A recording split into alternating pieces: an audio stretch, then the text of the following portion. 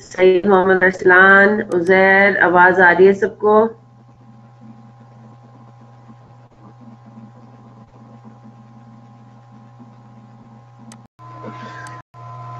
आपका डेबिट हो जाएगा। एग्जाम्पल सॉल्व की थी किसकी, प्रोसेस 1 की, और उसमें हमने देखा था कि अगर नॉर्मल लॉस होता है तो हम कॉस्ट पर यूनिट, बेसिकली हमारा ऑब्जेक्टिव था उसमें कि हम कॉस्ट पर यूनिट किस तरह से कैलकुलेट करेंगे। ठीक है, जो कुछ और मैंने एग्जांपल्स आपको करानी है, मैंने उनका हैंड आउट बना लिया है कि इंस्टेड ऑफ कि मैं आप लोगों को पहले टाइम दूं कॉपी करने का, फिर आप कॉपी करें, फिर हम सॉल्व करें, तो मैंने उनको अपलोड कर दिया है।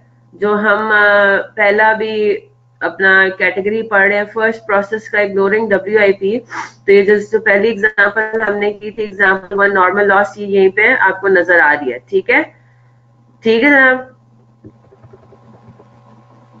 तो पहली एग्जांपल यहाँ पे हुई भी है कॉपी, तो ये हैंड आउट नंबर 1 के नाम से क्लास हैंडआउट्स में आपको नजर आ जाएगा। ठीक है, अच्छा, आज हमें फिर फर्दर वो भी डिस्कशन करनी है। हम एक दफा एबनॉर्मल लॉस को देख लें। ठीक है, एबनॉर्मल लॉस को देख लें, फिर उसके बाद हम आ जाएंगे, हम देखेंगे कि भाई क्या डिफरेंस है दोनों में। और जो हम बात ये बार बार कर रहे थे, कल मैं ये बात बार बार कर रही थी कि नॉर्मल लॉस की जो कॉस्ट होती है, नॉर्मल लॉस की वजह से जो कॉस्ट पर यूनिट है वो बढ़ जाती है, उसका क्या मतलब है, इस पूरे सिनेरियो को हमने फिर आज इंशाल्लाह स्टडी करना है। ठीक है, लेकिन उससे पहले हम जरा आ जाते हैं सेकेंड एग्जाम्पल पे। ठीक है, पहली एग्जाम्पल में अभी जो हमने किया था उसमें there was something called recovery value, scrap value, है ना, कि अगर आप अपने डिफेक्टिव गुड्स को बेचते हैं तो आपको कितने पैसे रिसीव होंगे। अब हम देखते हैं, अगर क्वेश्चन में आपको दे दिया गया है रिकवरी के साथ भी हो सकता है, ये स्क्रैप वैल्यू के साथ भी हो सकता है, something called cost of disposal. ठीक है, और ये कॉस्ट ऑफ डिस्पोजल क्या होता है, इसको जरा हम देख लेते हैं। फॉर एग्जाम्पल हमारा ऐसा कोई मैन्युफैक्चरिंग प्रोसेस है कि उसमें कोई टॉक्सिक चीज आपकी रिलीज होती है। जैसे फॉर एग्जाम्पल आप कोई ऐसा आपका प्रोसेस है कि उसमें बर्निंग इन्वॉल्व है ना, तो क्या होगा, उसकी वजह से कोई टॉक्सिक गैस रिलीज होती है। आप रॉ मटेरियल को अपने जब बर्न करते हो, यानी कि उसको जब कुक करते हो या पकाते हो व्हाटसोएवर, तो उससे कोई टॉक्सिक गैस रिलीज होती है। अब अथॉरिटीज जो है, लोकल अथॉरिटीज, उन्होंने आपको बाउंड किया हुआ है कि आपने उस टॉक्सिक गैस को एम ही नहीं रिलीज करना, आपने बल्कि उसको क्या करना है, ट्रीट करके उसको आपने रिलीज करना है हवा में। तो जो ट्रीटमेंट करेंगे वो उसके ऊपर कोई ना कोई खर्चा आएगा।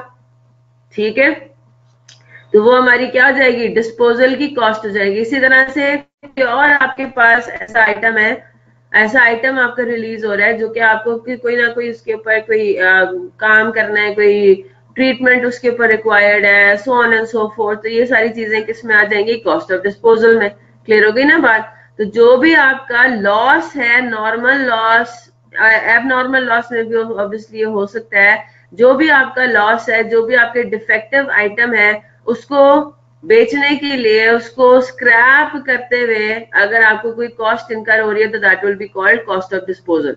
क्लियर हो गई बात? तो जरा इसको रीड करते हैं। The following data relates to the month of June for process 1। ठीक है जी, direct material cost 10,000 units 2 million rupees, conversion cost 1.2 million। अब कन्वर्जन कॉस्ट में क्या क्या आ जाता है, direct material plus direct labour. ठीक है जी, नॉर्मल लॉस उसने बताया इज 5% ऑफ इनपुट, ये एक्सपेक्टेड है कि 5% ऑफ इनपुट होगा। तो जरा कैलकुलेट करके बताइए 5% ऑफ इनपुट कितना बनता है।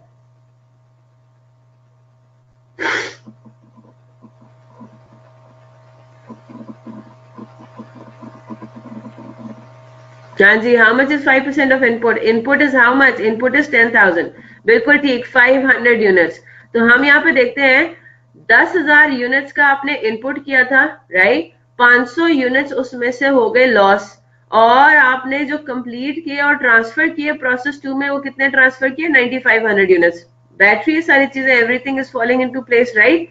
तो 500 का आपके पास नॉर्मल लॉस हुआ, नॉर्मल लॉस होने के बाद जो रिमेनिंग 9500 यूनिट्स है वो आपने ट्रांसफर आउट कर दिए, प्रोसेस 2 में वो भेज दिए, अगले डिपार्टमेंट में वो भेज दिया, अगले प्रोसेस के लिए। Cost of disposal of defective units, तो जो 500 यूनिट्स आपके डिफेक्टिव हैं उनकी कॉस्ट ऑफ डिस्पोजल है 10 रुपए पर यूनिट। अब हमारे पास क्या फॉर्मूला बनेगा, एग्जाम्पल 2 हम सॉल्व कर रहे हैं। कॉस्ट पर यूनिट कैलकुलेट करने के लिए ऑब्वियसली बात है आपको ये सारी चीजें जो है वो लेनी है, आपका direct material, direct labour, conversion cost, scrap value etcetera. और इधर क्या फर्क आ जाएगा, इधर scrap value of normal loss हमने ऐड माइनस किया था, यहाँ पे अब क्या ऐड हो जाएगा, cost of disposal of normal loss. ठीक है, cost of disposal of normal loss divided by completed units. जल्दी से सॉल्व कीजिए एग्जाम्पल 2। तो सिंपली क्या होगा, वो हमारी कॉस्ट में ऐड हो जाएगी, cost of disposal of normal loss.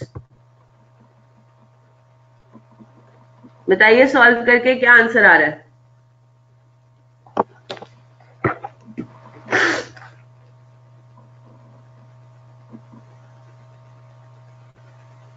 अच्छा, मुझे व्हाट्सएप पे काफी स्टूडेंट्स ने क्वेश्चंस भेजे हुए हैं, तो मैं इंशाल्लाह आज उनको मतलब आई रिप्लाई टू देम इंशाल्लाह।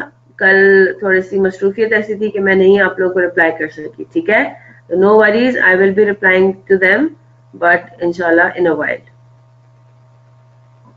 जी साइम कह रहे 33.78, व्हाट अबाउट द रेस्ट?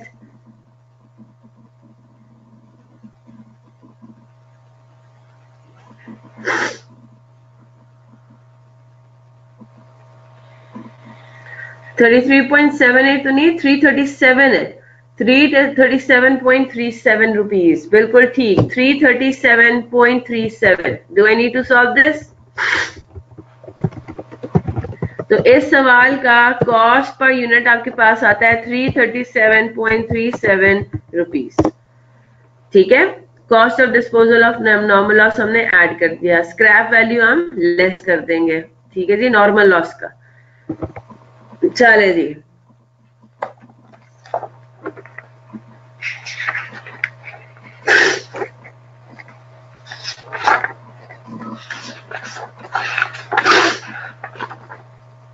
अब थोड़ा और आगे चलते हैं।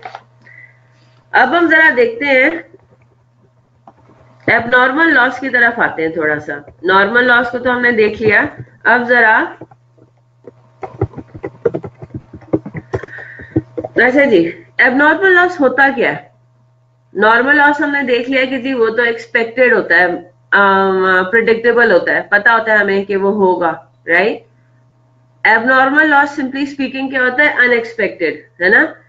अच्छा जी, मैं अगर आपको ये कहूं कि अगर मेरा actual loss is more than expected loss, बात समझ आ रही है ना। एबनॉर्मल लॉस किस सिनेरियो में अराइज होता है, when your actual loss is more than your expected loss. तो वो जो एक्सपेक्टेड से ज्यादा वाला लॉस था ना, कि जो जितना आप एक्सपेक्ट कर रहे थे उससे ज्यादा जो एक्सीड किया, वो बेसिकली पोर्शन आपका क्या कहलाता है, एग्जैक्टली वो आपका एबनॉर्मल लॉस कहलाता है। ठीक है, तो अगर मैं निकालना चाहूं कि मेरे पास एबनॉर्मल लॉस हुआ कितना, तो एबनॉर्मल लॉस के यूनिट्स को मैं किस तरह से कैलकुलेट करूंगी, मेरा एक्चुअल लॉस जितना हुआ माइनस मेरा नॉर्मल लॉस कितना था। ठीक है, तो मेरा total actual loss minus normal loss, तो जो बेसिकली एक्स्ट्रा लॉस हुआ है जो मैं नहीं एक्सपेक्ट करी थी, वो मेरा एबनॉर्मल लॉस कहलाएगा। यहां तक बात क्लियर हो गई।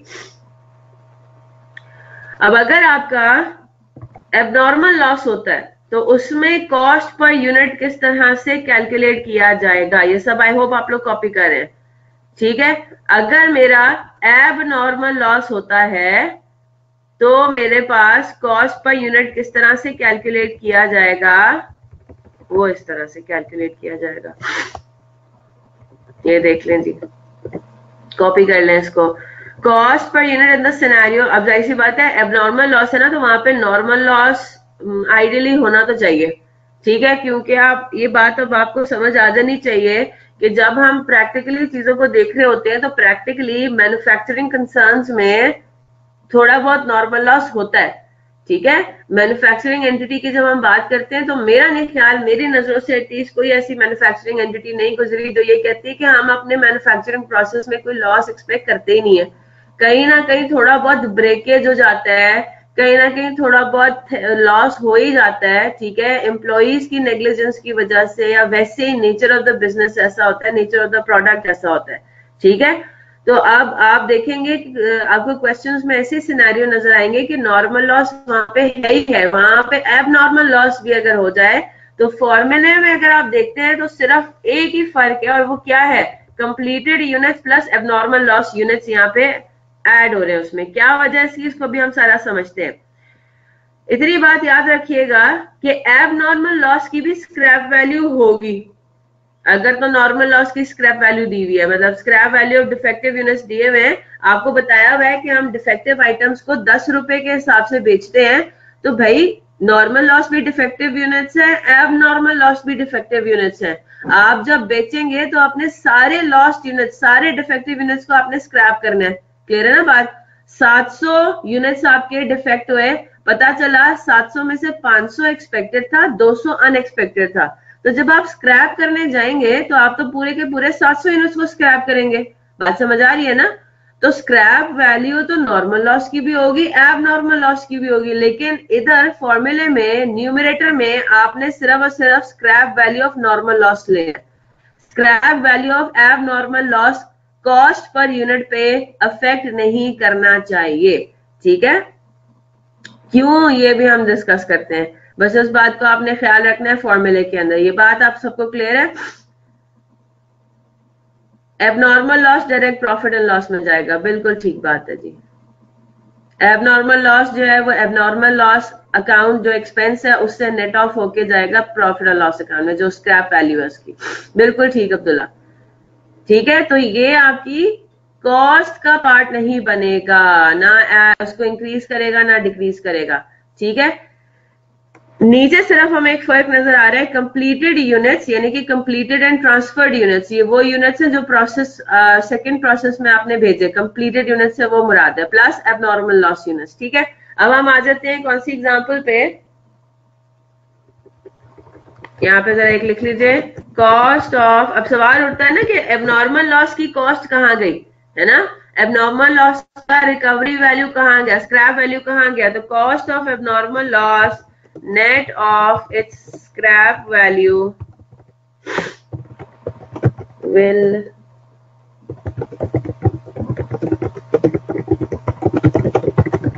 तो या तो वो आइटम आपकी कॉस्ट का पार्ट बन जाएगा या फिर वो चार्ज हो जाएगा प्रॉफिट एंड लॉस अकाउंट में, तो हम उसको अपनी इन्वेंट्री की कॉस्ट का पार्ट नहीं बना रहे, ठीक है। हम scrap value of abnormal loss को यूज नहीं करें टू डिक्रीज द कॉस्ट, तो फिर कहाँ जा रहा है वो बेसिकली हमारा एबनॉर्मल लॉस एक्सपेंस के अगेंस्ट नेट ऑफ होके प्रॉफिट एंड लॉस में चार्ज हो जाएगा, ठीक है। कॉपी कर लिया सबने?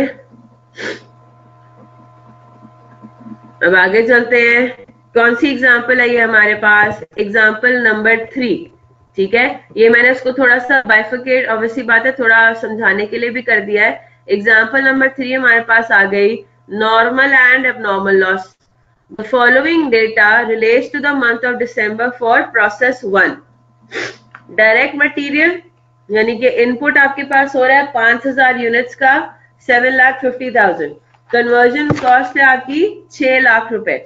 नॉर्मल लॉस कहते हैं कि जी 10% ऑफ इनपुट है। अच्छा जी 10% ऑफ इनपुट बताइए कितना बनता है, 500 है ना, 5000 यूनिट्स है तो 500 नॉर्मल लॉस होना चाहिए। अच्छा जनाब, scrap value of defective units बता दिए कि भाई जितने भी डिफेक्टिव यूनिट्स हैं उनको जब हम बेचेंगे तो 50 रुपए मिलेंगे।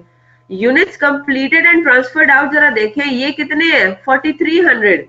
कोई वर्क इन प्रोसेस भी नहीं है, there is no closing work in process. हम ये नहीं कह रहे कि महीने के एंड पे कुछ यूनिट्स अभी भी इन प्रोसेस में इसलिए वो ट्रांसफर नहीं हुए, there is no work in process in the question. 5000 unit से आपने काम स्टार्ट किया था, 4300 यूनिट्स आपके कंप्लीट होके ट्रांसफर हो गए, यानी कि 700 यूनिट्स का शॉर्टफॉल है। तो नॉर्मल लॉस तो हमारा 500 यूनिट्स है, यानी कि आपके पास एक अनएक्सपेक्टेड लॉस भी हो गया, 200 यूनिट्स आपके एब नॉर्मल लॉस है। Very good. तो कॉस्ट पर यूनिट फॉर प्रोसेस 1 हम किस तरह से कैलकुलेट करेंगे, आपके पास अभी तक 3 रिक्वायरमेंट्स हैं। एक आपकी रिक्वायरमेंट है कि जी you have to calculate cost पर unit for process 1, then you have to calculate total cost of units transfer to process 2 and amount of abnormal loss charge to profit and loss account. ठीक है जी, बिल्कुल ठीक। तो सबसे पहला काम, जरा हम पहले कॉस्ट पर यूनिट तो कैलकुलेट कर लें। ठीक है, तो एग्जाम्पल नंबर 3 हमारे पास आ गई। एग्जाम्पल 3 में हम क्या करेंगे, कॉस्ट पर यूनिट का क्या फॉर्मूला है। कॉस्ट पर यूनिट में आप direct material 7,50,000 plus conversion cost 600,000, ठीक है, माइनस, सिर्फ क्या माइनस करना है, scrap value of normal loss. Normal loss हमारा कितना था, नॉर्मल लॉस था 500।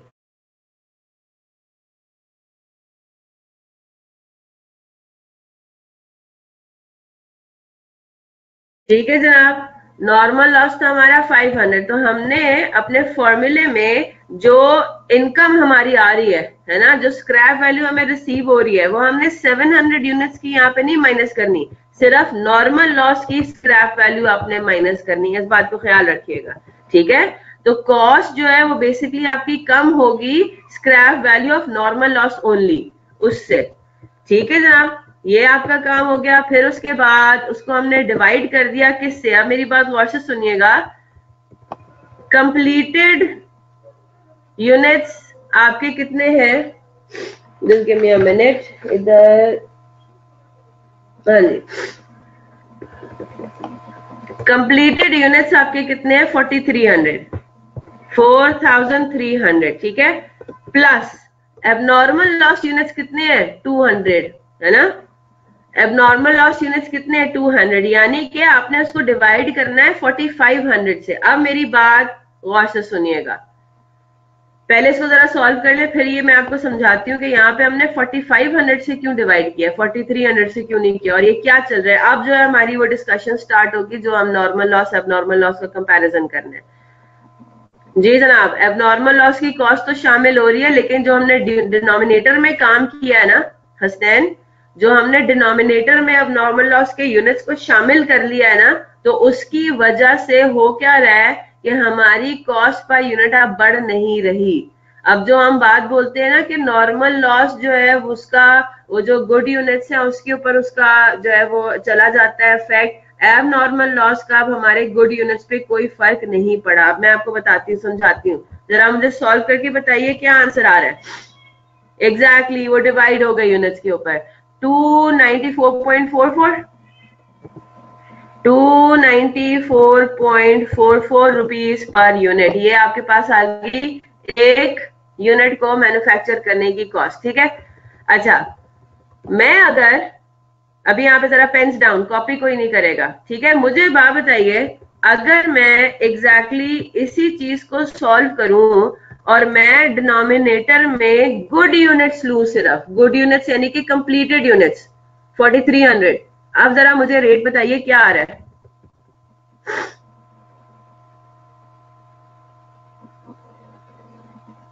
हाँ जी, अब बताइए क्या रेट आ रहा है। ऊपर मैंने सारी चीजें, हाँ जी, 308.14। डिफरेंस थोड़ा क्लिक कर रहा है आपको, बात थोड़ी समझ आ रही है। हम इवन दो एबनॉर्मल लॉस की कॉस्ट हमारे इसमें शामिल है, no doubts about it. Direct material में एबनॉर्मल लॉस की जो यूनिट्स है उनकी कॉस्ट शामिल है, डायरेक्ट कन्वर्जन कॉस्ट के अंदर एबनॉर्मल लॉस यूनिट्स की कॉस्ट शामिल है, लेकिन जो हमने डिनोमिनेटर में काम किया है ना, उसकी वजह से क्या हुआ है, हमारी कॉस्ट पर यूनिट पे उसका फर्क नहीं पड़ा, क्योंकि वो अब ग्रेटर नंबर ऑफ यूनिट्स पे इन अदर वर्ड्स डिवाइड हो गया। तो गुड यूनिट्स पे उसका जो है वो बर्डन नहीं पड़ा एबनॉर्मल लॉस का। और पॉइंट भी यही है, नॉर्मल लॉस एक ऐसी चीज है, ठीक है, normal loss increases cost per unit, जो कॉस्ट पर यूनिट है उसके ऊपर बेसिकली वो अफेक्ट करता है नॉर्मल लॉस, लेकिन एबनॉर्मल लॉस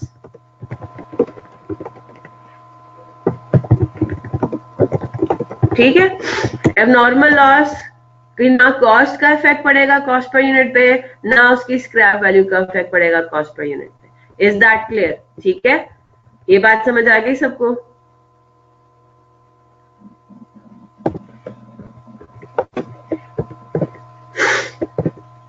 ठीक है, मुझे दोबारा आप समझाने की आई होप जरूरत नहीं पड़ेगी। ठीक है जनाब, तो बाय डिफॉल्ट डायरेक्ट मटेरियल और कन्वर्जन कॉस्ट में दोनों एबनॉर्मल लॉस, नॉर्मल लॉस दोनों की कॉस्ट शामिल है न्यूमरेटर में। लेकिन डिनोमिनेटर में अगर हम नॉर्मल लॉस के यूनिट्स नहीं लेके जाते तो उसका क्या इफेक्ट पड़ता है, कॉस्ट पर यूनिट आपकी बढ़ जाती है। ठीक है, डिनोमिनेटर आपका कम है न्यूमरेटर के हिसाब से, मतलब उसमें न्यूमरेटर वाले आइटम्स एक्स्ट्रा शामिल नहीं है उसमें, डिनोमिनेटर में तो क्या होगा, कॉस्ट पर यूनिट आपका ज्यादा हो जाएगा compare to what should have been. अब मैं ऊपर आ जाती हूँ, कल जो हमने नॉर्मल लॉस वाली एग्जांपल की थी, एग्जांपल वन पर आ जाते हैं। ठीक है, एग्जांपल 1 पर आते हैं तो देखें यहाँ पे क्या हिसाब है, 9500 यूनिट्स हमने लिया है, 9500 यूनिट्स हमने लिया है। अगर हम यहाँ पे नॉर्मल लॉस के यूनिट्स भी ले लेते हैं, ठीक है, यानी कि हम डिवाइड इसको कर देते हैं किससे, हम 10,000 से अगर हम डिवाइड करते हैं तो हमारे पास अभी आंसर क्या है, 251.58। ठीक है, अगर हम नॉर्मल लॉस के यूनिट्स इसमें कंसिडर कर लेते हैं, 10,000 से इसको डिवाइड करते, देखिए हमारी कॉस्ट पर यूनिट कम आ रही है। ये मैं अभी नॉर्मल लॉस की बात कर रही हूँ। ठीक है, नॉर्मल लॉस में हम अगर इसको डिवाइड करते हैं पूरे 10,000 से तो 239 रुपीज पर यूनिट कॉस्ट आनी थी, लेकिन हमने एक्चुअली ऐसा नहीं करना, क्योंकि हमने नॉर्मल लॉस की वजह से अपनी कॉस्ट पर यूनिट पे इफेक्ट लेकर आना है। Normal loss is something that affects your cost, ठीक है, पर यूनिट। तो हमने क्या कर लिया, हमने अपनी कॉस्ट पर यूनिट को इस वजह से बढ़ा दिया, 239 से होगी 251.58 and this is what should happen. और ये क्यों ऐसा होना चाहिए, क्योंकि नॉर्मल लॉस इज समथिंग जो एक्सपेक्टेड है। ये बात हम मटेरियल में भी डिस्कस कर चुके हैं, याद है ना आपको। जब आपको पता होता है कि मेरा 5% लॉस होना है तो आप ओरिजिनल परचेजिंग भी उसी हिसाब से कर रहे होते हो, है ना। मैं अगर कोई लॉस ना होता तो मैं 100 यूनिट्स खरीदती, ताकि 100 यूनिट्स मैन्युफैक्चर होके फिनिश प्रोडक्ट जो है वो मेरे 100 यूनिट्स बने। 100 यूनिट्स के हिसाब से मैं डायरेक्ट मटेरियल खरीदती। अब जब मुझे पता है कि मेरा कुछ लॉस हो जाता है प्रोसेस में, तो क्या मैं फिर भी 100 यूनिट्स के हिसाब से मटेरियल खरीदूंगी। मेरे पास फिनिश, मुझे चाहिए फिनिश गुड्स चाहिए 100 यूनिट्स, तो मैं क्या 100 यूनिट्स का ही डायरेक्ट मटेरियल खरीदूंगी? नहीं जनाब, मैं अब 100 यूनिट से ज्यादा का डायरेक्ट मटेरियल खरीदूंगी, ताकि उसमें से जब लॉस हो जाए तो उसके बाद मेरे पास अल्टीमेटली कितने यूनिट्स बाकी पीछे बचे, 100 यूनिट्स मेरे पास फिनिश गुड्स हो। Is that clear? Normal loss की कॉस्ट टोटल कॉस्ट में एब्जॉर्ब हो रही होती है। बिल्कुल ठीक बात कही अब्दुल्ला ने, ठीक है। तो मेरी क्या होती है, एब नॉर्मल लॉस इज समथिंग जो आप पहले से फोर्स ही नहीं कर पाते, और वो आपको करने की जरूरत भी नहीं है, ठीक है। हाँ, एक बात का हमें ख्याल जरूर रखना है। अब मेरी बात गौर से सुनिएगा।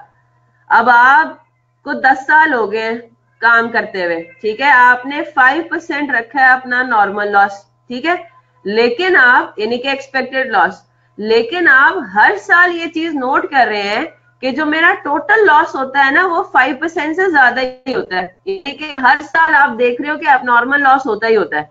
फॉर एग्जाम्पल मैं आपको ये बता दूं कि जी आपने नॉर्मल एक्सपेक्टेड लॉस रखा हुआ है 5%, लेकिन आपको इतना टाइम हो गया बिजनेस में, आप ये बात नोट कर रहे हैं कि जी हर साल मेरा लॉस होता है अराउंड 10% के हिसाब अराउंड होता है। तो आपको क्या करना चाहिए फिर, अपने नॉर्मल लॉस की फिगर को एडजस्ट करना चाहिए ना। इसका मतलब ये हुआ कि आपका जो नेचर ऑफ बिजनेस है, नेचर ऑफ ऑपरेशंस है, उसमें 5% का normal loss is not the right percentage. उसमें फिर इसका मतलब है expected loss should be equal to 10%। अब 10% से ऊपर नीचे अगर कोई वेरिएंस आता है तो वो आपका अब नॉर्मल होगा। बिल्कुल ठीक, ठीक है। तो वो फिर एक अलग बात है। फिर आप अपने नॉर्मल लॉस को ही इस तरह से इनकॉर्पोरेट कर लेंगे कि आपका परमानेंटली जो अपेरेंटली अब तक एबनॉर्मल लॉस होता चला आ रहा था वो नॉर्मल लॉस बन जाएगा, और आपकी कॉस्ट पर यूनिट उस हिसाब से अब फ्यूचर में इंक्रीज हो जाएगी। Is that clear? एग्जाम्पल 2 देख लें जनाब फॉर अ सेकेंड।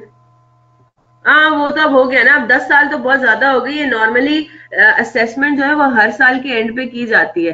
जो कॉस्टिंग डिपार्टमेंट है ना उसके पास बहुत काम होता है करने को। तो एक काम ये भी होता है कि वो हर साल ये भी असेस करे कि हमने नॉर्मल लॉस जो सेट किया है वो ठीक किया या नहीं किया। तो वो दूसरे तीसरे साल में ही समझ में आ जाएगी। जब 2-3 साल गुजर जाएंगे और आप देख रहे हैं कि हर साल जो है वो 10% का लॉस आ रहा है, तो वो फिर दूसरे तीसरे चौथे साल में ही वो इस चीज को एडजस्ट कर देगा, ठीक है। तो वो 10 साल तो मैंने एवं ही कह दिया था। जस्ट टू लेट मतलब to give you an idea कि जब टाइम गुजरता है तो काफी चीजें आपकी इस तरह से रीएडजस्ट हो जाती हैं।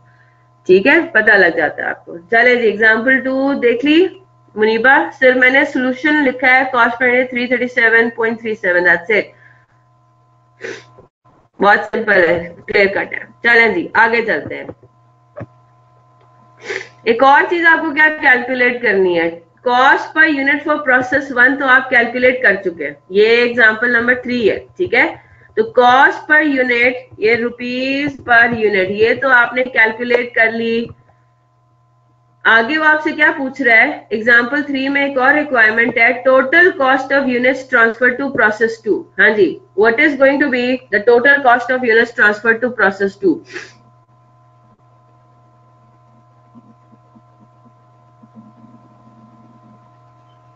बिल्कुल ठीक, 4300 यूनिट्स आपने ट्रांसफर किए, 4300 यूनिट्स आपने ट्रांसफर किए प्रोसेस 2 में, और हर यूनिट की कॉस्ट इस प्रोसेस में कितनी हुई है, इस प्रोसेस के एंड पे हम कहेंगे 294.44। तो हमारे पास क्या होगी, total cost of completed and transferred out units is equal to 4,300 units multiplied by 294.44। ठीक है जनाब, क्लियर हो गई बात? तो 4300 मल्टीप्लाइड बाय 294.44, तो ये आपके पास आ गया। ये टोटल है, इसको हमें राउंड ऑफ नहीं करना। टोटल अमाउंट इन रुपीज है 1,266,092। अब तीसरा जो पार्ट है वो आपने जरा मुझे खुद सॉल्व करके बताना है। हाँ जी, कर लिया सॉल्व ये वाला?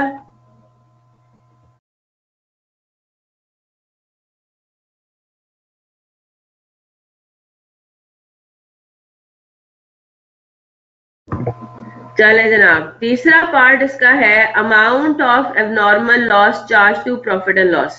हाँ जी, याद रखिएगा, एबनॉर्मल लॉस एक्सपेंस में रिकवरी भी हो रही है, स्क्रैप वैल्यू भी आपको रिसीव होगा। जर्नल एंट्रीज हम इंशाल्लाह करेंगे तो आपको और क्लियर हो जाएंगी बातें, लेकिन अभी फॉर द टाइम बीइंग सिर्फ कैलकुलेशंस करें। साइम कह रहे हैं कि जी 58,888 is the amount of abnormal loss, net abnormal loss charge to profit and loss. Solve करके मुझे जरा अपने आंसर्स लिखते जाए।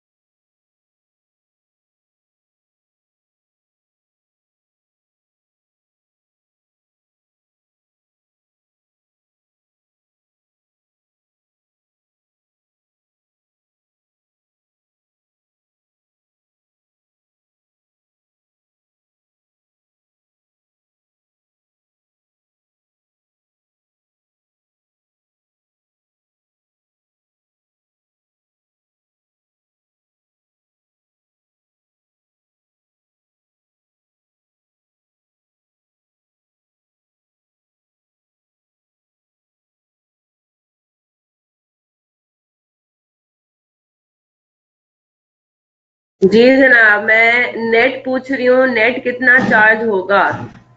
294.44 minus 50, very good, multiplied by 200, बिल्कुल ठीक। 48,888 नेट चार्ज होगा एबनॉर्मल लॉस। ठीक है, जो abnormal loss net of scrap value. ठीक है, तो कितना है वो, 200 यूनिट्स आपके पास एबनॉर्मल लॉस के, मल्टीप्लाइड बाय 294.44 एक की कॉस्ट है। ठीक है, लेकिन आपको हर एक पे 50 रुपए भी मिल रहे हैं, तो वो रिकवर हो जाएगा। तो नेट एबनॉर्मल लॉस बेसिकली आपके पास कितना चार्ज होगा, वो इतना होगा।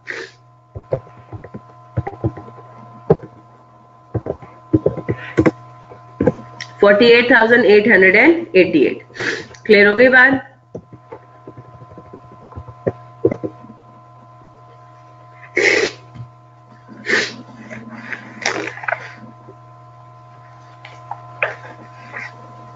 चले जी आगे चले।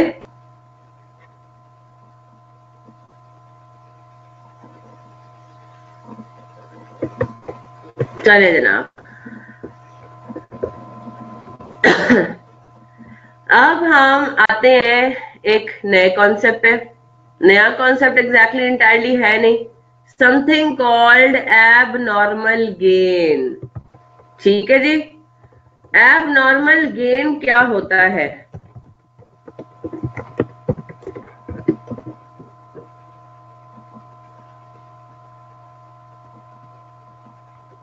हाँ जी, एबनॉर्मल गेन क्या होता है?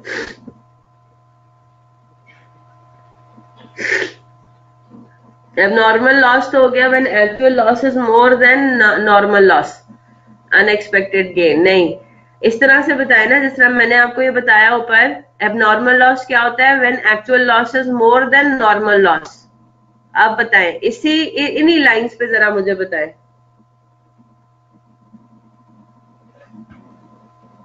Very good Abdullah. When actual loss is less than expected loss। ठीक है ना? Profit is more than actual नहीं, हम लॉसेस के बारे में बात कर रहे हैं ना।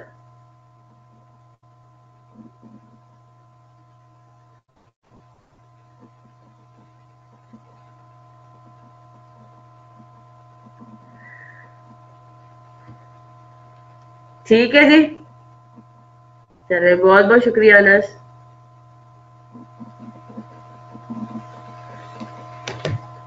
तो जब आपके पास आपका एक्चुअल लॉस एक्सपेक्टेड लॉस से कम होता है, तो जो जितने अमाउंट से वो कम होगा हम कहते हैं कि वो हमारा क्या है? Abnormal gain. ठीक है, किस तरह से हम कैलकुलेट करेंगे एबनॉर्मल गेन के यूनिट्स? एबनॉर्मल गेन के यूनिट्स होंगे normal loss minus actual loss. ठीक है, नॉर्मल लॉस यानी कि expected loss minus actual loss. याद रखिएगा, हमारे पास अगर नॉर्मल लॉस 500 है, एक्चुअल लॉस 200 है, हम उस केस में अपने नॉर्मल लॉस को 500 ही कहेंगे। हम क्या कहेंगे कि इस सिनेरियो में नॉर्मल लॉस कितना हुआ? नॉर्मल लॉस हम कहेंगे 500 हुआ, लेकिन साथ ही एक नॉर्मल गेन हो गया। क्लियर हो गई बात? ठीक है, इंशाल्लाह एग्जाम्पल के ऊपर आते हैं तो फिर हम चले करेंगे। जितना हमने नॉर्मल लॉस अपना फिक्स किया हुआ सवाल में कैलकुलेशंस के अंदर, उतना ही नॉर्मल लॉस इस्तेमाल होगा हर जगह, उतना ही आप हमेशा कहेंगे कि हमारा ये नॉर्मल लॉस इतना है। ठीक है, तो अगर आपके पास इस तरह का कोई सिनेरियो बनता है तो क्या फॉर्मूला होगा फिर आपका? कॉस्ट पर यूनिट का, क्योंकि आप देख रहे हैं कि जी कॉस्ट पर यूनिट हमारा बहुत इंपॉर्टेंट है। ठीक है, तो अगर आपके पास नॉर्मल लॉस और एबनॉर्मल गेन दोनों हो तो क्या फॉर्मूला बनेगा? Direct material plus conversion cost minus scrap value of normal loss, तो इतना ही है। आपने फिर डिनोमिनेटर में क्या फर्क आ जाएगा? माइनस कर देंगे completed units minus abnormal gain units. Copy करें, फिर एग्जाम्पल पर आते हैं।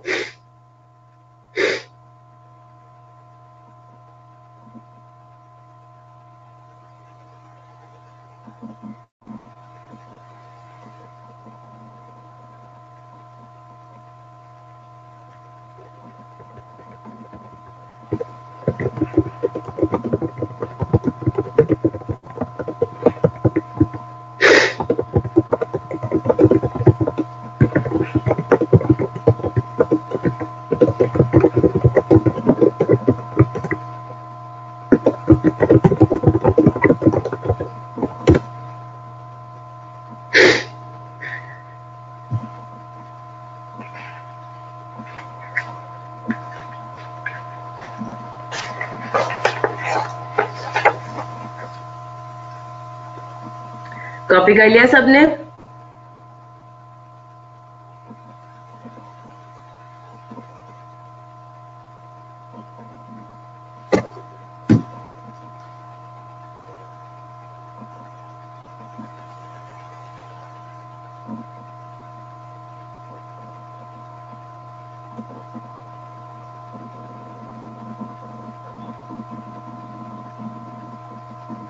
चले अब एक बात जरा डिस्कस करते हैं, फिर एग्जांपल पर आते हैं।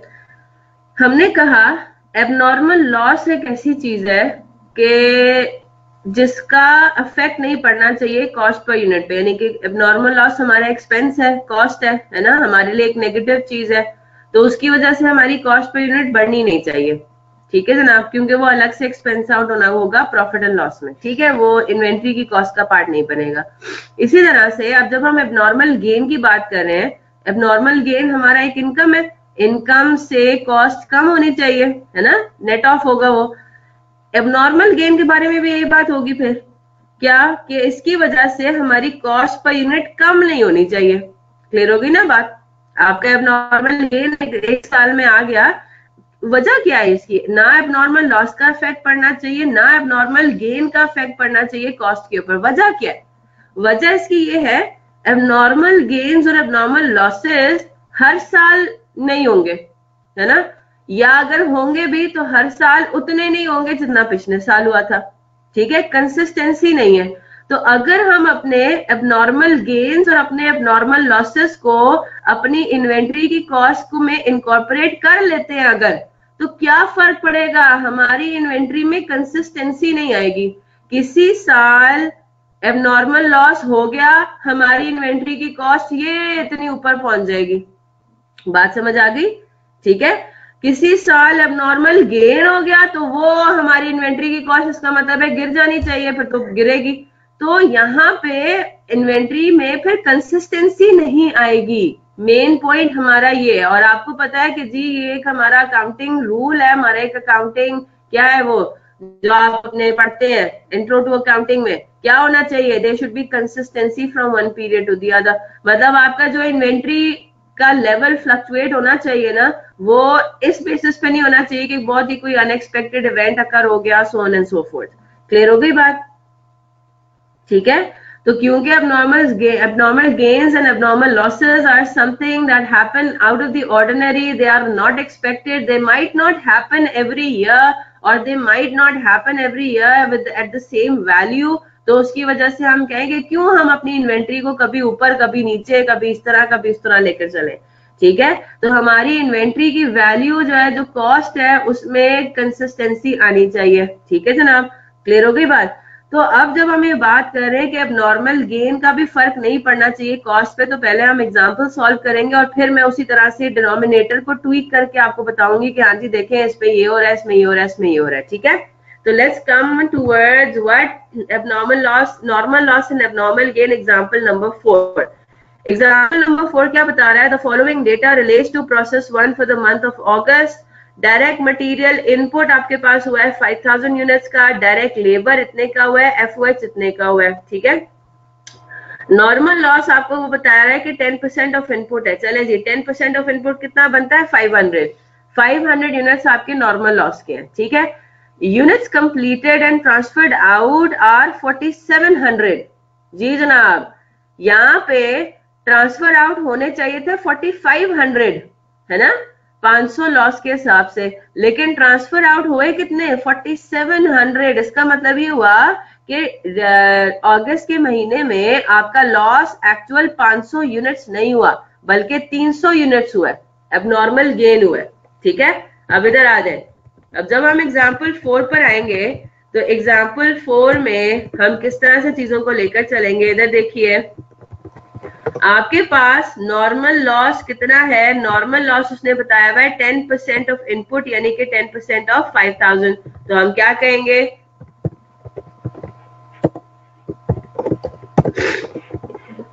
ठीक है जी, 10% ऑफ 5000 यानी कि 500 यूनिट्स। ठीक है, अच्छा जी, एक्चुअल लॉस कितना हुआ? कोई वर्क इन प्रोसेस नहीं है। एक्चुअल लॉस आपके पास हुआ कितना है? You started off with 5000 units और आपने ट्रांसफर कितने किए हैं? 4700 यूनिट्स। ठीक है, तो आपके पास एक्चुअल लॉस सिर्फ कितने का हुआ है? 300 यूनिट्स का आपके पास एक्चुअल लॉस हुआ है। तो हम क्या कहेंगे? नॉर्मल लॉस हमारा वही 500 है सिनेरियो में। हमारे पास नॉर्मल लॉस के साथ क्या हो गया, एब नॉर्मल गेन आ गया। एब नॉर्मल गेन कितना आया हमारे पास, 500 का लॉस होना चाहिए था, 300 का लॉस हुआ एक्चुअली। कितने से लॉस कम हुआ, तो हम कहेंगे कि 200 यूनिट से हमारे पास लॉस कम हुआ। कौन सा फॉर्मूला, ये वाला, normal loss minus actual loss. ठीक है, नॉर्मल लॉस कितना है 500, एक्चुअली हुआ कितना 300, यानी कि 200 यूनिट्स का जो हमारा लॉस नहीं हुआ वो हमारा एबनॉर्मल गेन हो जाएगा। Is that clear? अब जो मैं आपको पहले बात कह रही थी, आपने हर जगह नॉर्मल लॉस को 500 यूनिट्स ही लेना है। एग्जैक्टली कैलकुलेशंस में हर जगह normal loss will be taken as 500 units, क्योंकि नॉर्मल लॉस आपका है ही 500 यूनिट्स, है ना। वो तो एबनॉर्मल गेन आ गया ना, उसको काउंटरैक्ट करने के लिए एबनॉर्मल गेन नाम की एक नई चीज ले आए। हम ये नहीं कहेंगे कि अब हमारा नॉर्मल लॉस 300 होगा, नहीं, नॉर्मल लॉस इज 500, एब नॉर्मल गेन इज 200। तो किसी भी अनपढ़ को भी मेरे ख्याल से पता लग जाएगा कि आपके पास इसका मतलब है एक्चुअल लॉस कितना हुआ है, 300 यूनिट्स का एक्चुअल लॉस। चले अनपढ़ को तो नहीं पता लगेगा, जिसने थोड़ी बहुत अकाउंटिंग पढ़ी हुई है ना, मेरे जैसे जिसने थोड़ा बहुत जिसको अकाउंटिंग का आइडिया है उसको समझ आ जाएगी कि एक्चुअल लॉस कितना हुआ है, 300 यूनिट्स का हुआ है। चले जी अब वर्किंग करें, वर्किंग पर आते हैं। पहला रिक्वायरमेंट आपके पास क्या है, you have to calculate total cost of completed and transferred out units and amount of abnormal gain to be charge to profit and loss account, right. तो इन दोनों चीजों के लिए हमें एक इंपॉर्टेंट चीज क्या कैलकुलेट करनी है, कॉस्ट पर यूनिट। रिक्वायर्ड में नहीं है बट अंडरस्टूड है, कैलकुलेट तो करना ही है, ठीक है। अब इस सिनेरियो में हमारे पास कॉस्ट पर यूनिट क्या हो जाएगा, डायरेक्ट मटेरियल और कन्वर्जन कॉस्ट आपके पास है 1.5 मिलियन।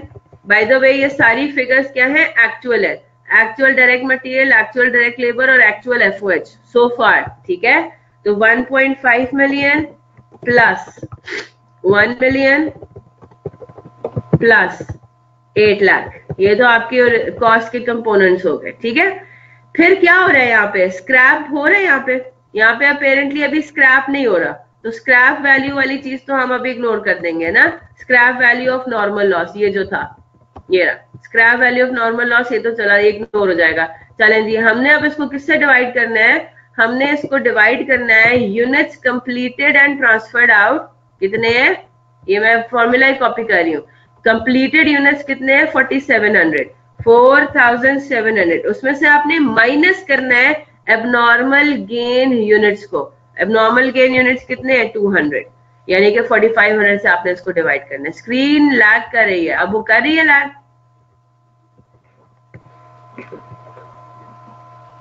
अब भी लैग कर रही है।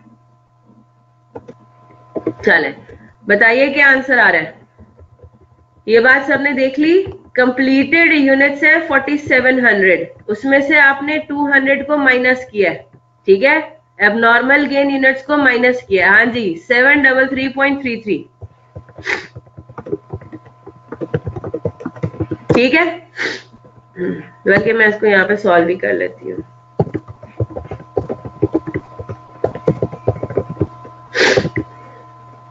डिवाइडेड बाय, चल ये आपके पास आ गया 733.33 रुपी पर यूनिट। यहां तक बात कैलकुलेशंस की हद तक किसी को कोई प्रॉब्लम?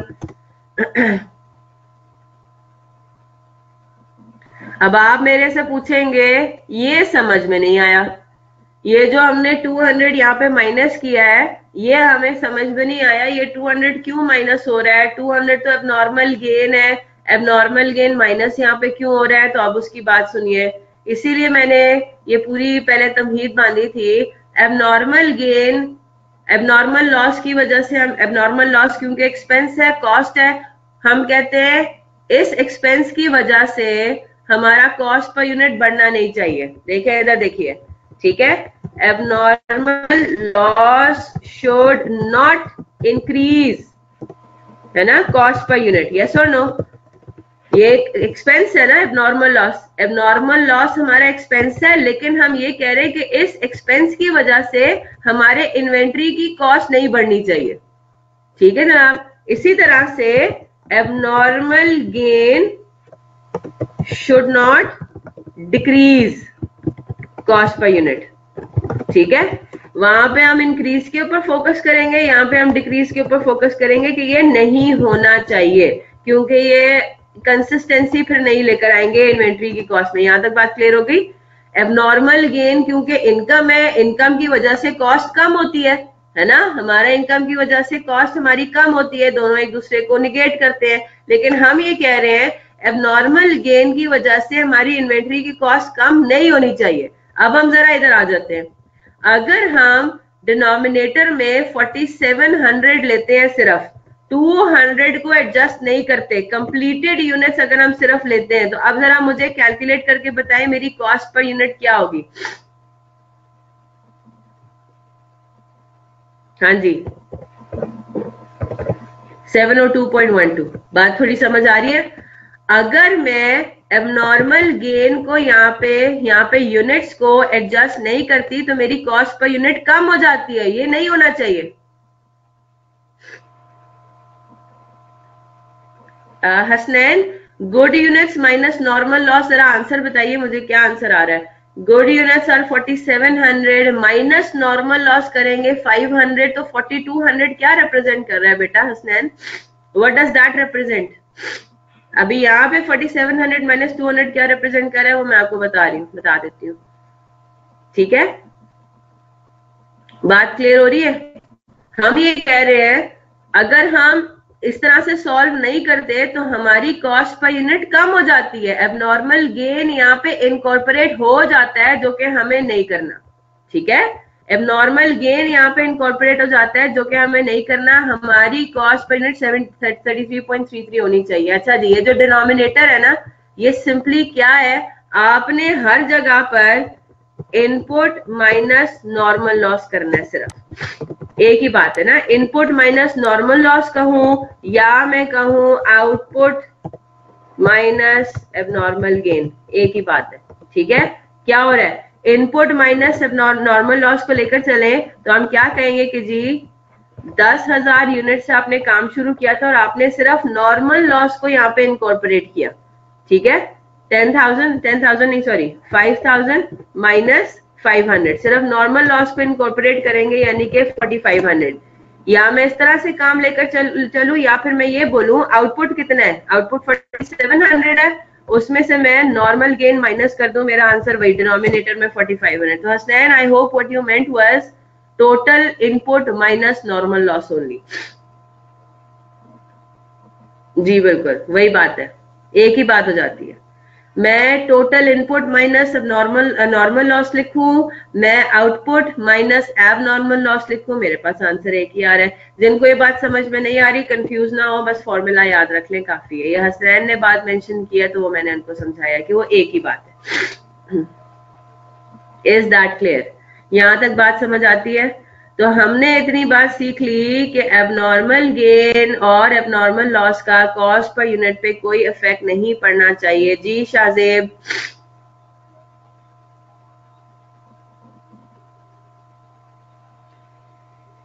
क्यों माइनस क्यों आएगा 800,000 के साथ? 800,000 हमारी कॉस्ट है बेटा। डायरेक्ट मटेरियल टोटल कॉस्ट हमारी कितनी होगी? Direct material plus direct labour plus overheads. तो 800,000 हमारे ओवरहेड्स हैं, माइनस क्यों कर रहे हैं? यहाँ पे स्क्रैप वैल्यू नहीं है ये 800,000, कोई स्क्रैप, इस सवाल में तो कोई स्क्रैप था ही नहीं।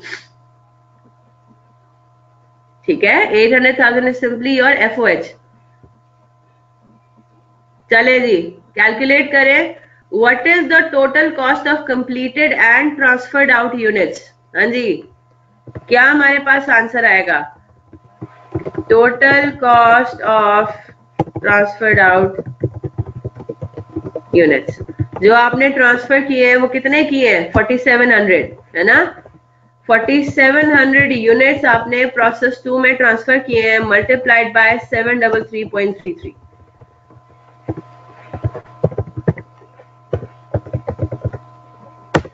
कितना है? 3,446,651। Is that clear?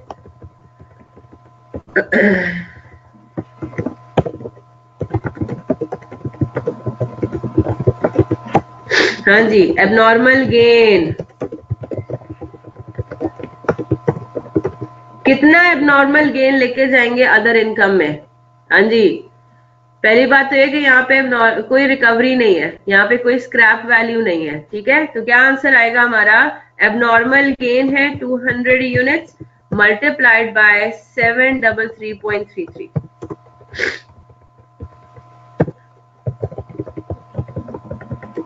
146,666 रुपीज ये हमारी अदर इनकम में चला जाएगा। Is that clear? यस और नो? बात समझ आ गई?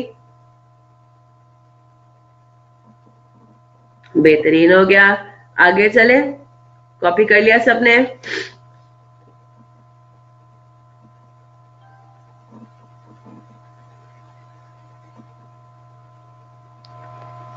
हाँ जी, बाकी सब किधर है? मोहसिन, आकिफ, अब्दुल्ला, अहमद, हसनैन, अनस, गुलाम मोहम्मद, हमजा, हसन, जावेद इकबाल, आसिफ, मिनाहिल, मोहम्मद अहमद, मोहम्मद शाहरुख तो फिर भी जवाब दे रहे हैं, मोहम्मद उस्मान, मुनीबा भी जवाब दे रही है, साइम भी जवाब दे रहे हैं, समरा, शबनम, शाजेब भी जवाब दे रहे हैं, सुंदस, उम्मे अबीबा, उजैर, जेबा, किधर है सारे? जरा मुझे बताते रहे कि जाग रहे हैं। शाहरुख कह रहे हैं बाकियों को कॉस्ट आती है। अच्छा जी, उठ रहे हैं अभी, नाश्ते कर रहे हैं। क्लास मेरे ख्याल से मैं सुबह 7 बजे रख लूँ, मुझे ज्यादा अच्छा लग रहा था वहां पे, मैं भी फ्रेश होती थी वैसे लेते हुए। क्या ख्याल है? हाँ जी साइम, प्रोसेस अकाउंट भी आते हैं अकाउंटिंग के ऊपर। बिल्कुल वही आएगा अब्दुल्ला, मैंने अभी वही बात समझाई थी आपको। ओहो चले ठीक है, अब याद रहेगी मैं भी बात। अब मैंने वही बात समझाई थी अभी, हसनैन की जो बात थी, आउटपुट में से माइनस करें अब नॉर्मल गेन यूनिट्स, या इनपुट में से सिर्फ नॉर्मल लॉस यूनिट्स को माइनस करें, एक ही आंसर आएगा। नहीं जनाब, वापस नहीं जाऊंगी मैं, क्लास की टाइमिंग 7 बजे रख लेती हूँ। मिस अरूज को रिक्वेस्ट करती हूँ, उसमें तो फिर हम 3 घंटे भी पढ़े तो हमारे पास टाइम ही टाइम है ना, 7 to 11।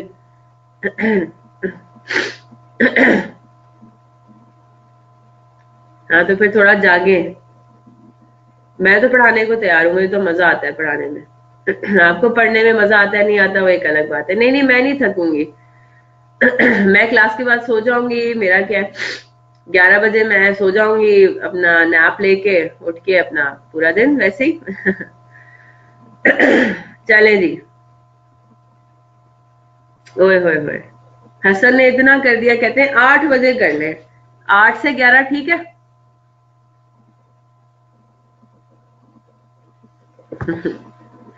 चले अभी जो टाइम मिल रहा है उसको तो हम यूटिलाइज करें। एग्जाम्पल नंबर 5 आपके सामने आ रही है, एग्जाम्पल नंबर 5 आपके पास आ रही है, और ये अब आपकी क्लास वर्क है। जल्दी से मुझे सॉल्व करके बताइए एग्जाम्पल 5 का। लेकिन अब इसमें फर्क क्या है, यहाँ पे स्क्रैप वैल्यू आ रहा है, तो लेट्स सी क्या समझ में आता है सबको। फॉर्मूला क्या होगा अगर स्क्रैप वैल्यू होता है?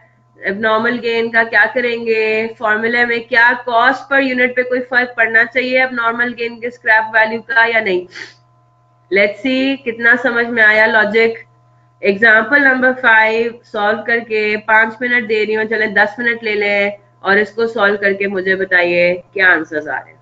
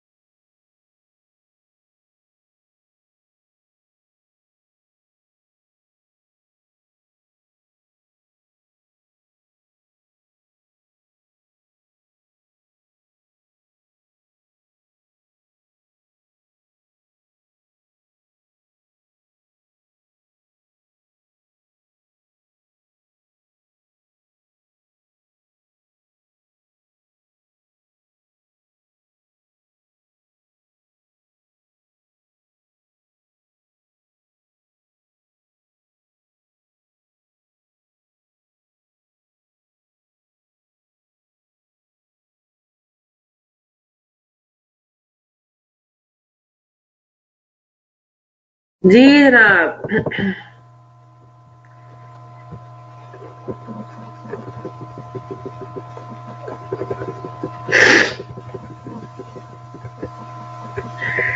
730.55 पर यूनिट आ रही है। कॉस्ट पर यूनिट समरा की आ रही है 731.67 और कॉस्ट ऑफ गुड्स कंप्लीटेड अब नॉर्मल गेन 730.56। ठीक है जी, गेन है, नॉर्मल लॉस है, कॉस्ट पर यूनिट। अच्छा, एक चीज आप लोगों ने नोट की है, हमने अभी तक कॉस्ट ऑफ नॉर्मल लॉस नहीं कभी कैलकुलेट किया। नॉर्मल लॉस की कॉस्ट नहीं कैलकुलेट की है ना। अब नॉर्मल लॉस, अब नॉर्मल गेन, इसकी वैल्यू हमने निकाली है, नॉर्मल लॉस की नहीं कैलकुलेट की, क्योंकि वो एब्जॉर्ब होता है, उसकी कॉस्ट नहीं कैलकुलेट होगी, स्क्रैप होगी सिर्फ उसकी। वेरी गुड, बेस्ट हो गया। चले जी, कौन सी एग्जाम्पल है ये? एग्जाम्पल 5। देखते हैं किसका जवाब ठीक है, किसका जवाब नहीं सही। कॉस्ट पर यूनिट क्या होगा आपके पास? डायरेक्ट मटेरियल है 1.5 मिलियन, वही फिगर्स है, फर्क सिर्फ क्या है, यहाँ पे हमने स्क्रैप वैल्यू को ऐड कर दिया। एग्जाम्पल 4 जैसा ही है, सिर्फ स्क्रैप वैल्यू को हमने ऐड कर दिया है। हाँ जी, क्या करेंगे, क्या आपके पास सॉल्व होगा किस तरीके से? 1.5 million plus 1 million plus 800,000 minus scrap value of normal loss. ठीक है, स्क्रैप वैल्यू आया है, नॉर्मल लॉस आपका कितना है? 500। इसीलिए मैं आपको कह रही थी कि आपने हर जगह नॉर्मल लॉस को 500 ही लेना है। Very good. तो 500 इंटू 25, ये आपके पास हो गया आपका न्यूमरेटर, डिवाइडेड बाय डिनोमिनेटर में क्या होगा? 4700 आपके पास वही वाला है ना, 4700 आपके पास आउटपुट है, गुड यूनिट्स है, माइनस 200 एब नॉर्मल गेन। तो आपके पास जो रेट निकलता है, this is the correct answer up to 2 decimal places 730.56। Check कर लीजिए। हाँ जी, सबका यही आ रहा है।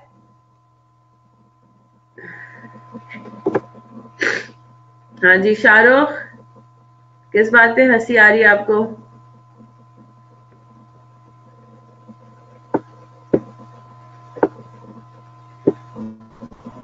अच्छा, सही आ रहा है इसलिए 300 नहीं लेना, नॉर्मल लॉस, यही तो पॉइंट है, यही तो बात है। सबका गलत नहीं है, आंसर सही भी है सबके, सबका गलत तो नहीं है। नॉर्मल लॉस 300 क्यों नहीं लेंगे? नॉर्मल लॉस आपका 500 ही कहलाएगा, यही तो मैंने आपको समझाने की कोशिश की है। अगर आप नॉर्मल लॉस 300 कहते हो ना, तो फिर there will be no abnormal gain, इस बात का ख्याल रखिएगा, ठीक है ना। फिर कोई एबनॉर्मल गेन इसका मतलब है नहीं है, लेकिन एबनॉर्मल गेन तो है ना सवाल के अंदर, बात समझ आ रही है? एबनॉर्मल गेन आ ही इस वजह से रहा है because normal loss is 500, simply speaking. तो नॉर्मल लॉस आपका 500 है, एब नॉर्मल गेन इसकी वजह से अराइज होगा 200। इन दोनों की ट्रीटमेंट्स अलग अलग है, इसलिए हम ये नहीं कह सकते कि नॉर्मल लॉस को ही 300 कह दो। ठीक है, आपने जो कॉस्ट के अंदर इनकॉर्पोरेट करना है वो करना है 500 के हिसाब से, 300 के हिसाब से नहीं करना। जो एक्सपेक्टेड है उसके हिसाब से आपने इनकॉर्पोरेट कर लिया, और जो अनएक्सपेक्टेड था उसकी ट्रीटमेंट अलग से होके सारी चीजें आपकी फिट बैठ जाएंगी प्रॉफिट एंड लॉस अकाउंट के अंदर। क्लियर होगी बात? तो कॉस्ट पर unit is 730.56। If anybody wants me to मतलब वर्किंग मैं इसकी शो करूं, तो वो ये देख लें, ये थोड़ा सा उसमें फॉर्मूले उसमें के फॉर्म में है, तो ये आपके पास आ जाएगा 730.56 रुपीज पर यूनिट। ठीक है, बेहतरीन हो गया। तो सिंपल, अब क्या करेंगे, अगला आपका जो मेन रिक्वायरमेंट है वो क्या है? Total cost of completed and transferred out units. ठीक है, तो total cost of completed units, हाँ जी, कितने यूनिट्स कंप्लीट हुए हैं? 4700, उनकी टोटल कॉस्ट कितनी होगी? 730.56। तो क्या आंसर आएगा? ये आंसर आ गया आपके पास,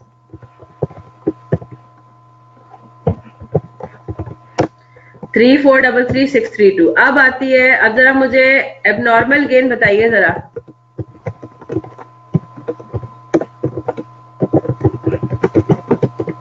हाँ जी, एबनॉर्मल गेन की क्या फिगर्स आ रही हैं आप सबकी?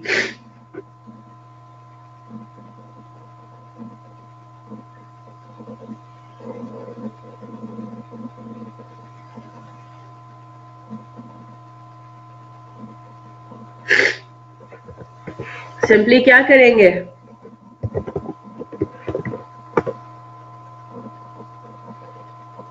यूं निकालनी है एबनॉर्मल गेन, 730.56 माइनस 25 करना है।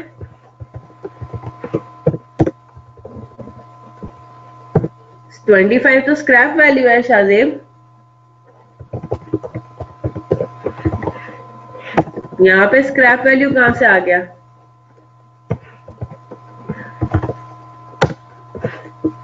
146112, बिल्कुल ठीक।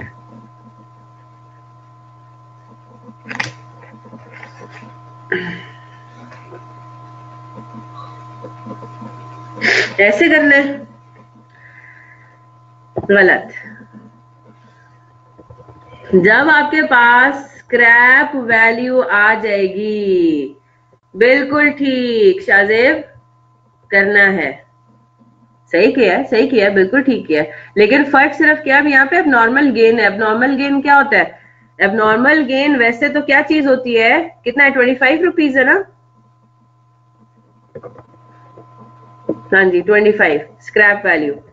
अच्छा देखिए, एबनॉर्मल लॉस के केस में तो बात समझ में आ रही है ना। एबनॉर्मल लॉस के केस में तो हमें पता है कि जी लॉस हमारे हुए हैं यूनिट्स, इनको हमने स्क्रैप करना है। एबनॉर्मल गेन के केस में ये कैसे हो गया?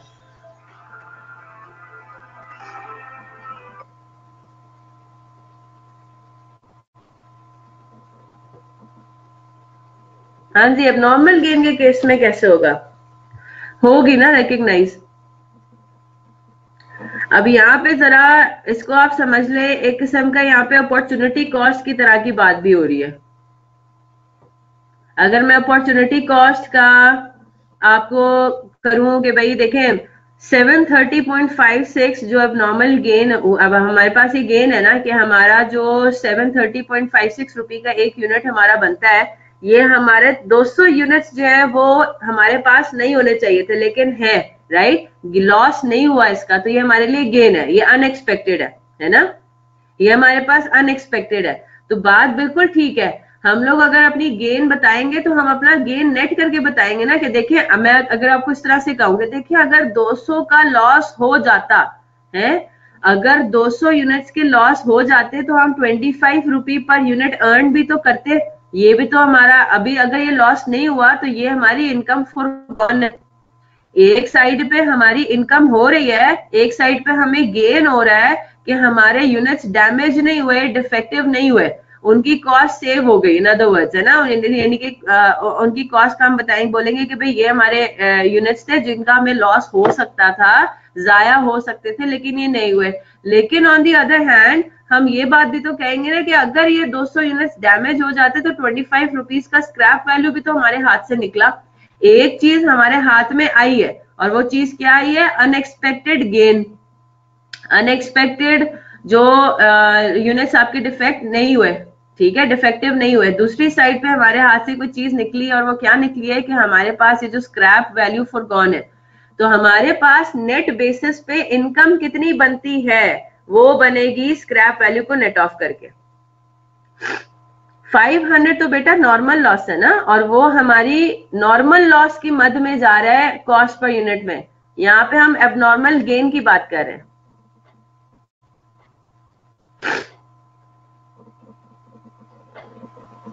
स्क्रैप वैल्यू 500 का लिया है ना, बिल्कुल ठीक है।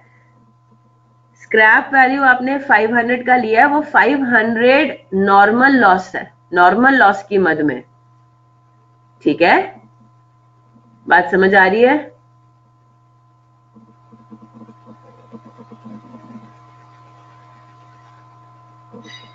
नहीं नहीं, 200 का लेंगे, यहाँ पे लेंगे। अदर इनकम में जब इसको हम चार्ज करेंगे अब नॉर्मल गेन को, तो फिर आपने इसको कंसिडर करना है।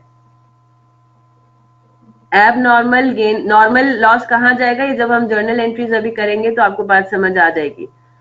नॉर्मल लॉस अल्टीमेटली इन्वेंट्री की कॉस्ट का पार्ट बनता है, ठीक है? एब नॉर्मल गेन ये चार्ज हो रहा है आपके प्रॉफिट एंड लॉस में। हाँ जी, क्लियर हुई बात? आपने नेट ऑफ करके ही गेन कैलकुलेट करना है। ये हम एबनॉर्मल गेन की बात करें।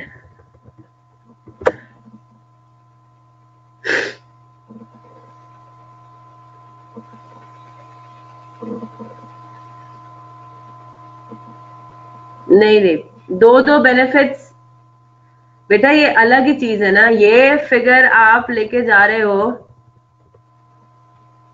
किसके अंदर? इन्वेंट्री के अंदर, ठीक है? वो बात समझ आ गई? भले आपके पास एबनॉर्मल गेन हो ना हो, आपने नॉर्मल लॉस को 500 ही कंसिडर करना है। ये जो आप माइनस कर रहे हो ना 500, इसमें इस बात को अब आप भूल जाओ फॉर द टाइम बीइंग कि इस 500 में 200 यूनिट्स भी शामिल है। जी बिल्कुल। ये जो 500 का इफेक्ट आप लेके जा रहे हो ना, ये तो अब आपका फिक्स हो गया ना। 500 मल्टीप्लाइड बाय 25, ये क्या है? ये वो चीज है जो कि आपने अपनी कैलकुलेशंस में हर हाल में इनकॉर्पोरेट करना है, because this is something expected. अब आप, मैं तो भी कह सकती हूँ, क्या बात हम कह सकते हैं? हम ये भी बात कह सकते हैं कि भाई इधर जब हमने कॉस्ट पर यूनिट कैलकुलेट किया है तो इधर हमने 300 क्यों नहीं लिया? हमारे पास एक्चुअल जो स्क्रैप आया है, जो हमने एक्चुअली स्क्रैप अर्न किया, वो तो 300 यूनिट्स का अर्न किया। तो यहाँ पे फिर आपने कॉस्ट पर यूनिट में 500 क्यों लिया? देखिए कुछ कैलकुलेशन, अब ये अगेन ये क्या बात है? ये स्टैंडर्ड बात है ना। स्टैंडर्ड बात है कि आपको 500 का लॉस होना है, एक्सपेक्टेड बात है, ठीक है? एक्सपेक्टेड बात है कि 500 का लॉस होना है। आपने अपनी कैलकुलेशंस में स्टैंडर्डाइजेशन लाने के लिए, कंसिस्टेंसी लाने के लिए कॉस्ट पर यूनिट में 500 के हिसाब से स्क्रैप वैल्यू डालनी है। अब भले एक्चुअली लॉस आपका 500 से ज्यादा हो, 500 से कम हो, इस तरह तो फिर मैं अब नॉर्मल लॉस के केस में भी आपसे, खैर उस केस में वो बनता नहीं है, वो एक अलग बात हो जाएगी, ठीक है? मेरी बात आपको समझ आ रही है? 500 को आपने अलग कंसिडर करना है। ये जो कैलकुलेशन हो रही है, इसमें जो आप स्क्रैप वैल्यू लेकर जा रहे हो, ये नॉर्मल लॉस की मद में लेके जा रहे हो, ठीक है? यहाँ पे जब हम काम कर रहे हैं अब नॉर्मल गेन का 200 यूनिट्स, ये इंटायरली डिफरेंट है, इसको आपने सेपरेटली ट्रीट करना है। आप बस इस बात को अपने दिमाग में बिठा लो कि कॉस्ट पर यूनिट की कैलकुलेशन में जो 500 जा रहा है ना, वो तो स्टैंडर्ड के बेसिस पे जा रहा है, ठीक है? वो करना ही करना था, भले जो भी आपके पास लॉस आता। अब यहाँ पे आपके पास 200 यूनिट्स का जो गेन आ रहा है, उसको अब हम जरा सेपरेटली देख रहे हैं। उसको हम ये कह रहे हैं कि भाई कॉस्ट पर यूनिट बनती है 730.56। अब इसमें कितना स्क्रैप वैल्यू गया है नहीं गया, उस बात को आपने टोटली इग्नोर कर देना है। वो तो स्टैंडर्ड के बेसिस पे गया, एक्सपेक्टेड बेसिस पे गया हुआ है। क्लियर हो गई बात?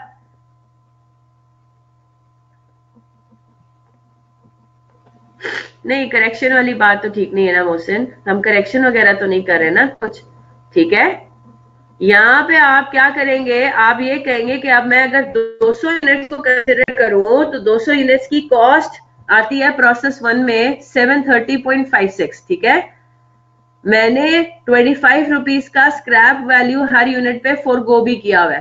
तो नेट बेसिस पे मेरी अदर इनकम कितनी बनती है इन 200 यूनिट्स की? वो इतनी बन जाती है। हाँ जी, अभी भी बात समझ नहीं आ रही?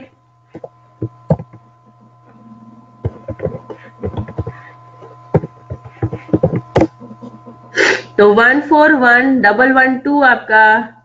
जी जनाब,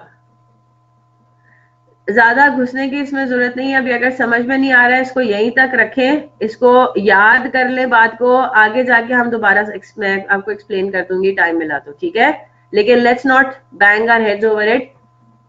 इसको इसी तरह से अब याद कर लें कि जब भी आपको एबनॉर्मल गेन या एबनॉर्मल लॉस कैलकुलेट करना है, नहीं नहीं नहीं, स्क्रैप भी इनकम है, लेकिन बेटा उमे अबीबा इन 200 यूनिट्स पे इनकम फोरगो हुई है ना, ये 200 का लॉस हुआ नहीं, तो ये आपने सेल नहीं किया। बात समझ आ रही है? स्क्रैप हुआ ही नहीं है।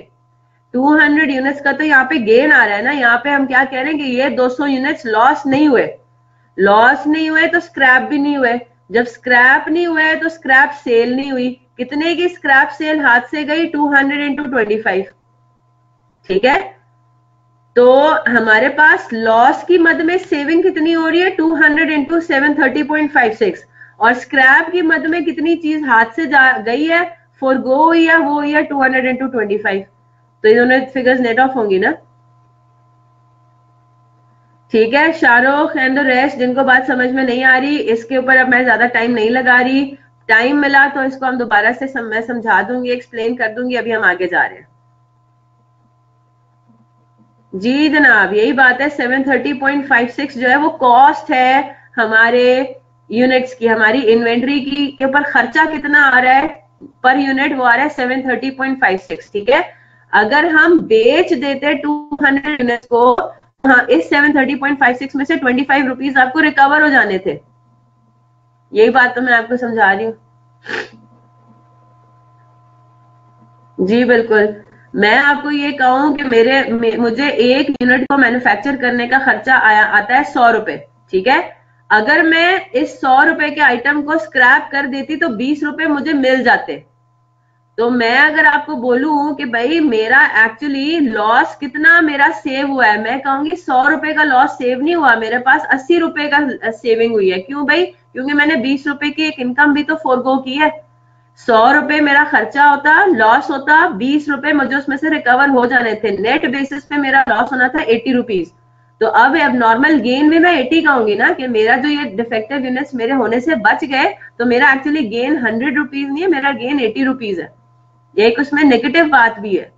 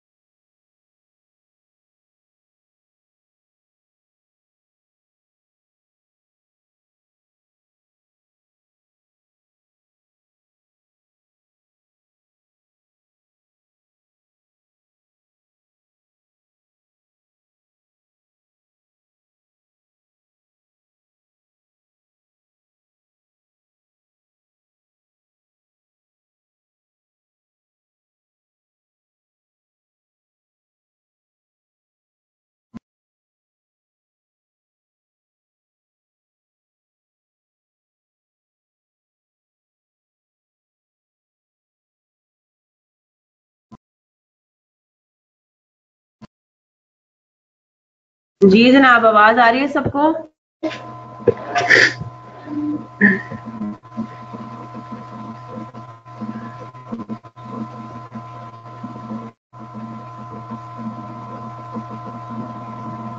ठीक है, चले अब आगे चलते हैं। अब एक और बस छोटी सी बात है, फिर उसके बाद जी जनाब, आज एक्स्ट्रा क्लास हमारी है, उसमें हमने मिड टर्म आपका पेपर डिस्कस करना है। ठीक है, असल में मैं ये चाह रही हूँ कि हम एंट्रीज के ऊपर भी आ जाएं। ठीक है, ऑडिट की क्लास आज नहीं है, चले ठीक है, फिर मैं 10-15 मिनट एक्स्ट्रा लेके आपको एंट्रीज भी करा दूंगी। प्रोसेस अकाउंट के ऊपर भी हम आ जाते हैं, ताकि काफी हद तक फिर इंशाल्लाह हमारा आज कवर हो जाएगा। ठीक है, कितने बजे? 3 बजे, 3 से 4, और उसमें हम डिस्कस करेंगे आपका मिड टर्म पेपर।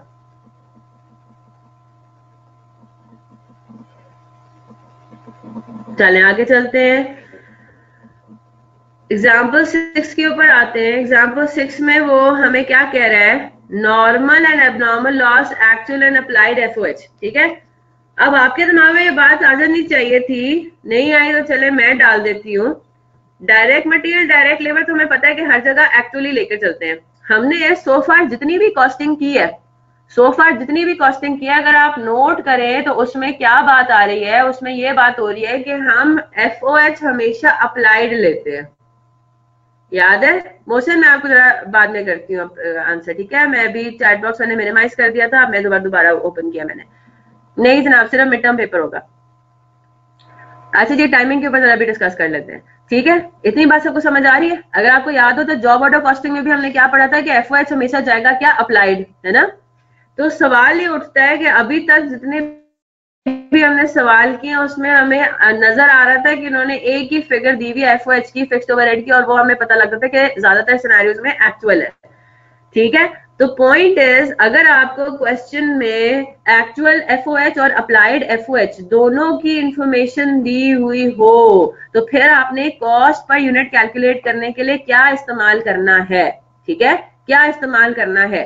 एग्जाम्पल 6 पर आते हैं। एग्जाम्पल 6 के अंदर नॉर्मल और abnormal लॉस भी हो रहा है, एक्चुअल एंड अप्लाइड एफर्ट्स की इंफॉर्मेशन भी है। The following data relates to the month of January for process 1. Direct material 10,000 units का इनपुट हुआ है 3 million रुपीज। डायरेक्ट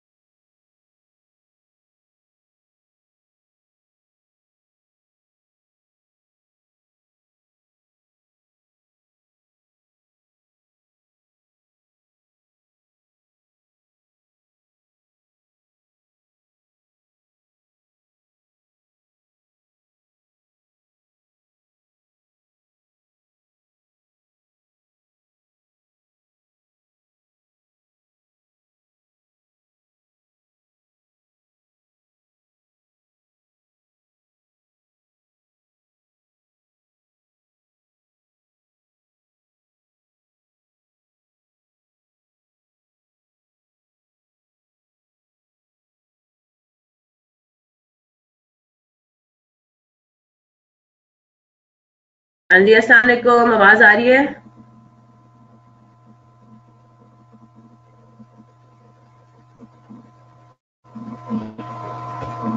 जी जी, ठीक है।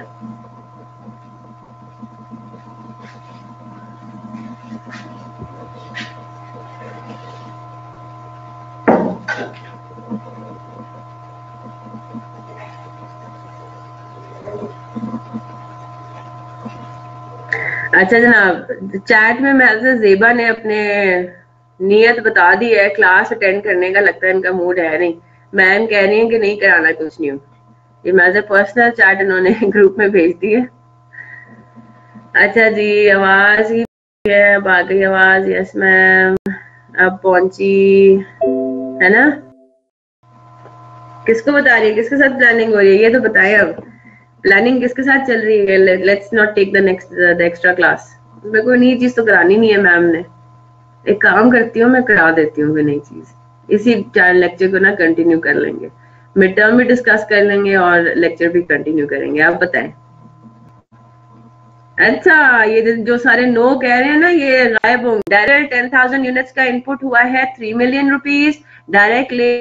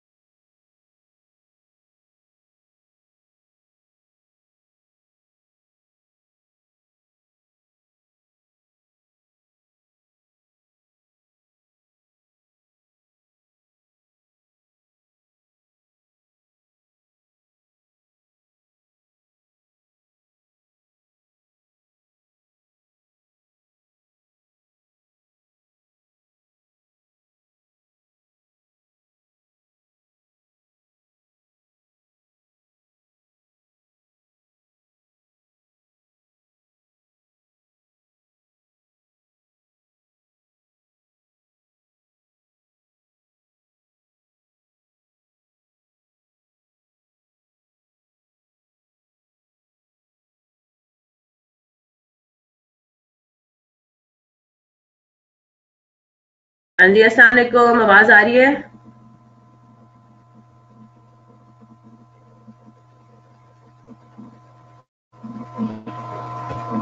जी जी, ठीक है।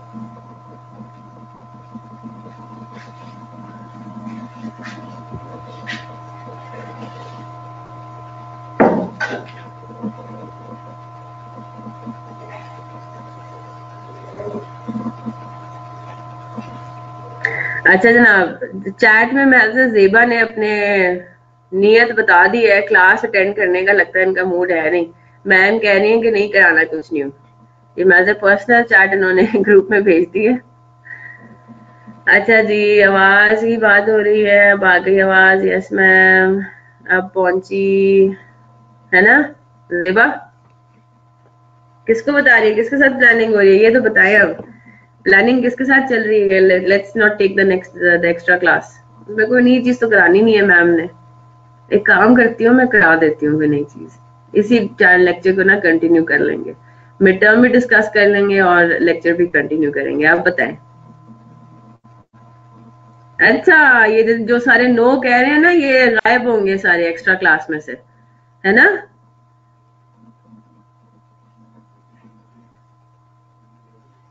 ये जो सारे नो बोल रहे हैं, एमन, शबनम, अब्दुल्ला, मोहसिन, और कौन कौन है, आसिफ, साइम, उम्मे हबीबा, सब गायब होंगे 3:30 बजे वाली क्लास में से। ठीक है जनाब। अनस भी।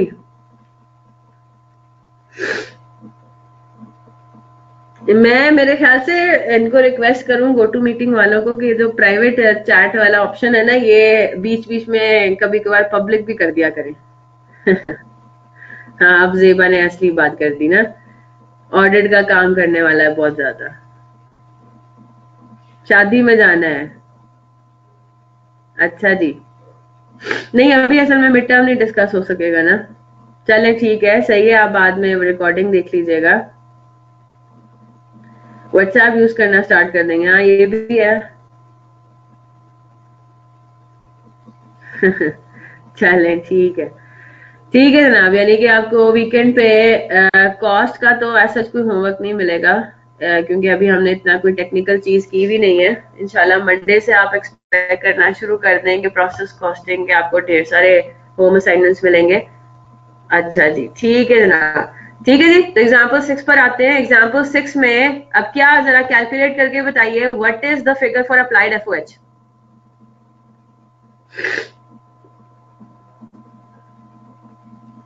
1400।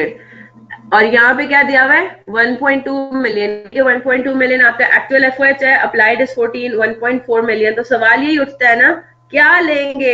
एक्चुअल फिगर लेनी है एफओएच की कॉस्ट पर यूनिट कैलकुलेट करने के लिए, या अप्लाइड? तो what is the rule that we have been following so far? क्या रूल फॉलो करते आ रहे हैं कॉस्टिंग के अंदर? अप्लाइड लेते हैं इन्वेंट्री की कॉस्ट कैलकुलेट करने के लिए, है ना? इन्वेंट्री की कॉस्ट में हमेशा अप्लाइड एफओएच जाता है। तो फिर हम क्या कहेंगे? If actual and applied FOH are given in the question,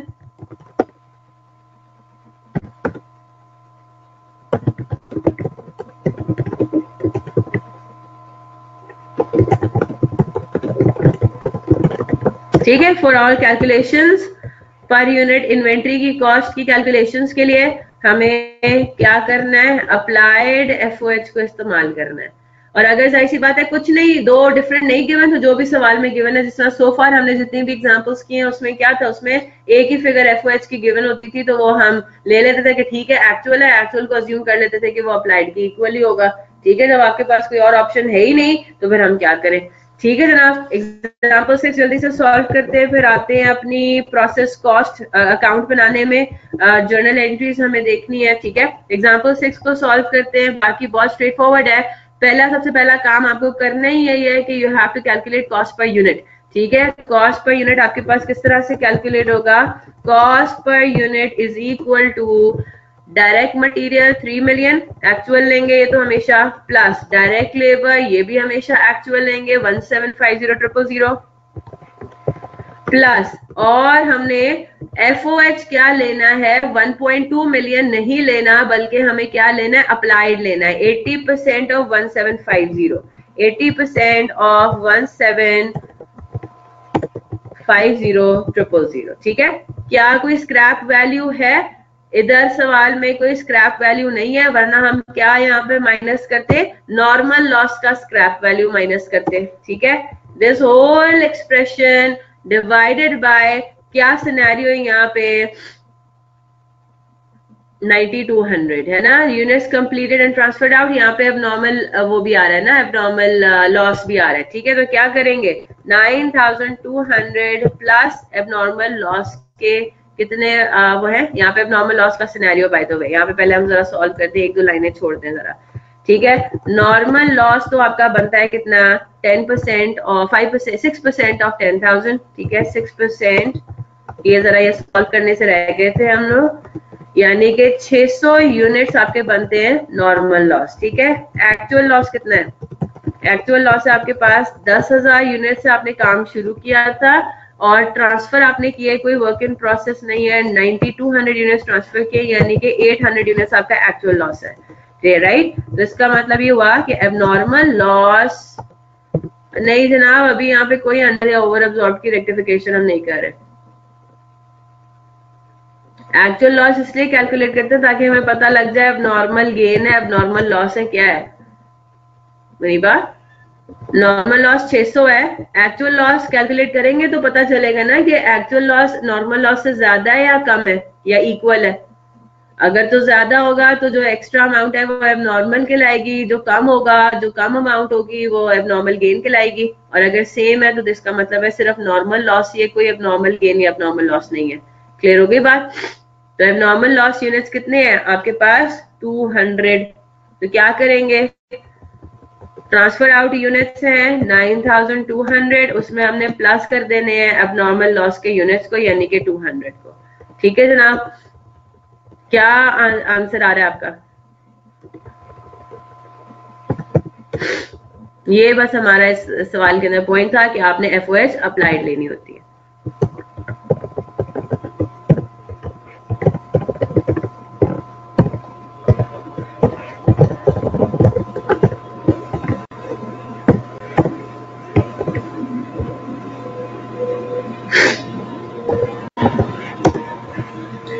ठीक है जनाब, तो ये आपके पास हो गया 654.26 कॉस्ट पर यूनिट।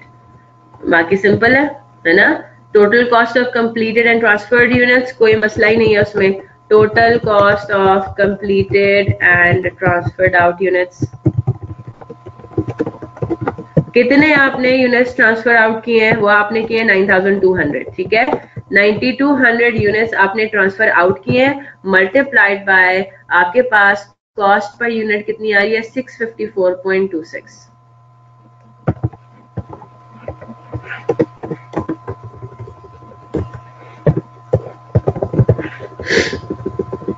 ठीक है, इसमें कोई अब रॉकेट साइंस तो है नहीं। और आखिरी आपका पॉइंट क्या था, आखिरी रिक्वायरमेंट थी what is the amount of abnormal loss to be charge. तो कोई स्क्रैप वैल्यू है ही नहीं, है ना। तो आपके पास अब नॉर्मल लॉस कितना एक्सपेंस आउट होगा, जितने यूनिट्स आपके लॉस हुए हैं 200 यूनिट्स, उनकी कॉस्ट कोई रिकवरी नहीं हो रही, तो 654.26 सिंपली। क्लियर हो गई बात। तो आपने कर लिया 200 मल्टीप्लाइड बाय 654.26 यानी कि 130 इससे ऑब्वियसली बात है कुछ ऊपर नीचे आपका आंसर आएगा राउंडिंग ऑफ की वजह से, ठीक है। 130,851,6019149, यहां तक बात सबको क्लियर हो गई।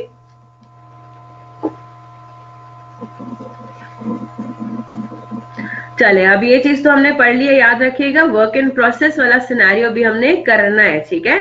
Work in process, opening closing, ये प्रोसेस कॉस्टिंग हमारा यहाँ पे खत्म नहीं होगा। ये नोट्स मतलब ये वाला हैंड आउट, जी जनाब, ये हैंड आउट एग्जाम्पल्स वाला अपलोड कर दिया हुआ मैंने एलएमएस, ठीक है।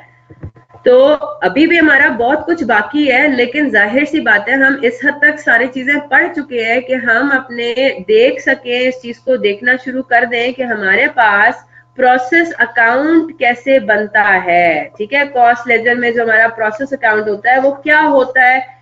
अब जिस तरह जॉब कॉस्टिंग में हमने ये चीज देखी थी कि जॉब कॉस्टिंग में वर्क इन प्रोसेस अकाउंट की बजाय क्या बन रहा होता था, डिफरेंट जॉब अकाउंट्स बन रहे होते थे, एक से ज्यादा, है ना। जॉब अकाउंट्स मेंटेन हो रहे थे कॉस्ट लेजर के अंदर। इसी तरह से अब जब हम प्रोसेस कॉस्टिंग में आते हैं तो प्रोसेस कॉस्टिंग में अब एक से ज्यादा प्रोसेस अकाउंट्स आपको नजर आएंगे, ठीक है, लेजर के अंदर। क्लियर होगी बात? ऑडिट की क्लास तो आज नहीं है मेरे ख्याल से, आप सब यही कह रहे हैं कि ऑडिट नहीं है। हाँ जी, है या नहीं? नहीं है ना, ठीक है, इसीलिए मैं एक्सटेंड कर रही हूँ। मैं कह रही हूँ कि मैं जर्नल एंट्रीज, क्योंकि ये तो बहुत सिंप्लीफाइड है, बहुत स्ट्रेट फॉरवर्ड है, ठीक है। तो इसको जरा हम देखते हैं कि अब हमारे पास, पहले हम जर्नल एंट्रीज को देखेंगे, ठीक है। पहले हम जर्नल एंट्रीज, जी बस हो गई है या करनी है मुझे बता दें, मुझे तो कोई मसला नहीं है, कराने को मैं करा दूं अगर तो मेजॉरिटी ऑफ द स्टूडेंट्स में अभी हिम्मत है।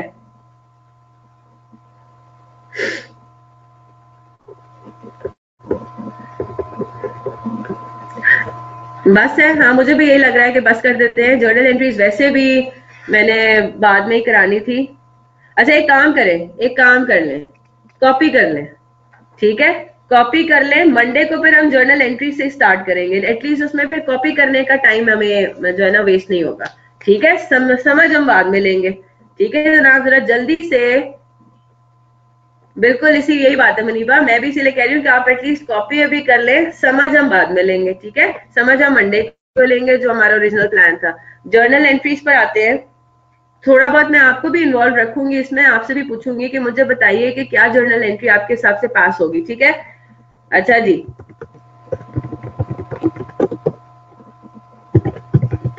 पहली जो ट्रांजैक्शन है वो हमारी है क्या, when direct material is issued to process. क्या समझ में आ रहा है क्या जर्नल एंट्री होगी? प्रोसेस 1 में हमने डायरेक्ट मटेरियल लगाना है, इशू किया है, तो क्या जर्नल एंट्री पास होगी? नॉर्मली जर्नल एंट्री क्या पास होती है इशू की? रॉ मटेरियल इन्वेंट्री से वो अमाउंट निकल के वर्क इन प्रोसेस में जाती है ना। अब अब्दुल्ला यहाँ पे वर्क इन प्रोसेस की बजाय मैंने आपको क्या बताया, वर्क इन प्रोसेस की जगह यहाँ पे अब क्या होंगे, प्रोसेस अकाउंट्स होंगे। जिस तरह जॉब ऑर्डर कॉस्टिंग में वर्क इन प्रोसेस की बजाय जॉब अकाउंट्स होते थे एक से ज्यादा, अब यहाँ पे एक से ज्यादा प्रोसेस अकाउंट्स होंगे। तो अब आपके पास एक प्रोसेस क्योंकि नहीं है ना, अब there is not just one process representing the whole production process, तो आप क्या करेंगे, वर्क इन प्रोसेस अब आपका 3-4 हिस्सों में बट जाएगा और उन 3-4 हिस्सों को हम क्या कहेंगे, process accounts. Is that clear?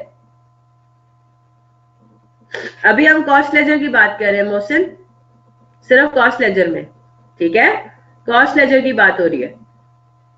हाँ जी, जब आप प्रोसेस 1 में कोई डायरेक्ट मटेरियल इश्यू कर रहे हैं तो हमारे पास क्या होगा, raw material inventory account credit हो जाएगा, है ना, और डेबिट क्या होगा, वो रेलेवेंट प्रोसेस। तो प्रोसेस 1 के केस में प्रोसेस 1 अकाउंट डेबिट होगा। अगर प्रोसेस 2 में के लिए आपने रॉ मटेरियल इश्यू किया है तो प्रोसेस 2 अकाउंट डेबिट हो जाएगा।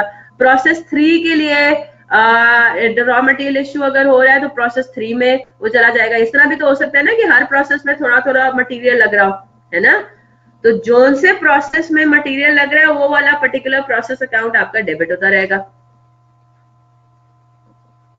ठीक है। तो प्रोसेस 1 अकाउंट डेबिट हो सकता है, प्रोसेस 2 अकाउंट भी डेबिट हो सकता है, प्रोसेस 3 अकाउंट भी डेबिट हो सकता है। हसनैन, हो गया आंसर आपका? तो सिर्फ इसमें एक प्रोसेस अकाउंट तो है ही नहीं ना, हर प्रोसेस का अलग अकाउंट है। तो जोन से भी प्रोसेस में रॉ मटेरियल लग रहा है, इश्यू हो रहा है, वो आप उस पर्टिकुलर अकाउंट डेबिट कर देंगे, सिंपल एज दैट। तो इसीलिए मैंने यहाँ पे प्रोसेस 1 लिख दिया। प्रोसेस 2 भी हो सकता है, प्रोसेस 3 भी हो सकता है, 4 प्रोसेसेस है, चौथे प्रोसेस में लग रहा है, प्रोसेस 4 भी हो सकता है, ठीक है जी। अच्छा जी, direct labour issued to process, ये अगेन इशूड का टर्म मैं इसलिए इस्तेमाल कर रही हूँ कि एक्विजिशन और इशू डिफरेंट है। अब आप लेबर लगा रहे हैं प्रोसेस 2 में, फॉर एग्जाम्पल लेबर लग रहा है ना उसमें, तो क्या जर्नल एंट्री पास होगी? नॉर्मली क्या जर्नल एंट्री पास होती है, WIP टू पेरोल, है ना, तो पेरोल अकाउंट तो क्रेडिट होगा। यहाँ पे WIP की जगह क्या डेबिट हो जाएगा, प्रोसेस अकाउंट डेबिट हो जाएगा। तो प्रोसेस 1 में अभी हम बात कर रहे हैं, तो प्रोसेस 1 जो है प्रोसेस 1 अकाउंट डेबिट हो जाएगा। प्रोसेस 2 जब आएगा तो प्रोसेस 2 में जो पेरोल लगेगा, लेबर लगेगा, प्रोसेस 2 अकाउंट डेबिट और पेरोल अकाउंट क्रेडिट, बिल्कुल ठीक जॉब की तरह। जो से जॉब में लेबर लग रहा है उसी जॉब अकाउंट को हम डेबिट करते थे। यहाँ पे जो से प्रोसेस में लेबर लग रहा है उसी प्रोसेस के अकाउंट को हमने डेबिट कर देना है, सिंपल एज दैट। अच्छा जी, फिर उसके बाद क्या होता था, एफओएच अप्लाइड जाना है ना प्रोसेस में, याद है ना, एफओएच अप्लाइड जाना है। जिस तरह एफओएच अप्लाइड जाता है जॉब्स में, इसी तरह से एफओएच अप्लाइड जाएगा प्रोसेस में। क्या जर्नल एंट्री पास होगी, वही प्रोसेस 1 अकाउंट डेबिट हो गया, और क्या क्रेडिट हो गया, एफओएच कंट्रोल अकाउंट। इजी। ये तो फिर मैं से हमें समझने की भी जरूरत नहीं पड़ेगी, मंडे को साथ साथ हम डिस्कस भी कर रहे हैं और कोई इसमें रॉकेट साइंस नहीं है। क्लियर हो गई ना बात। ये वही जर्नल एंट्रीज हैं जो कि हमने कॉस्ट फ्लो इन प्रोडक्शन में पढ़ी हुई थी, बस अपने क्या कर दिया, वर्क इन प्रोसेस की जगह अब हम लेकर आ रहे हैं process accounts, different process accounts. एक वर्क इन प्रोसेस नहीं है, अब they are different processes. Clear होगी बात।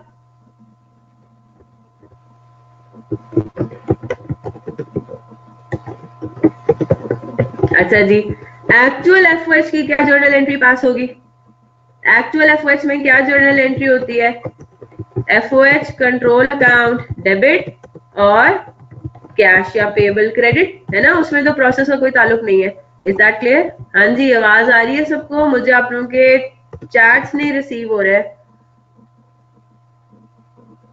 ठीक है, हाँ जी, इसमें कोई मसला, ये तो वही वाली जर्नल एंट्री जो हम पढ़ते आए हैं। जो एक्चुअल एफओएच आप इनकर करते हो उसका तो दूर दूर तक कोई WIP account, process account, job account से ताल्लुक नहीं होता, है ना।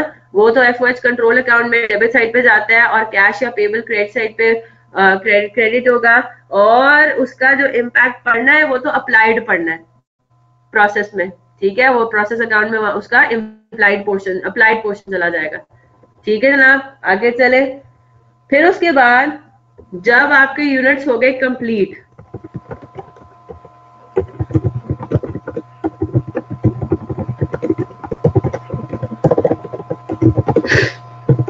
हाँ जी,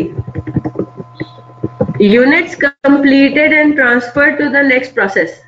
अब जब अगले प्रोसेस पे यूनिट्स ट्रांसफर होंगे तो जर्नल एंट्री क्या पास होगी, सोच के बताइए। प्रोसेस 1 से प्रोसेस 2 में जा रहे हैं, हाँ जी, units completed and transfer to the next process, क्या जर्नल एंट्री पास होगी कॉस्ट लेजर में।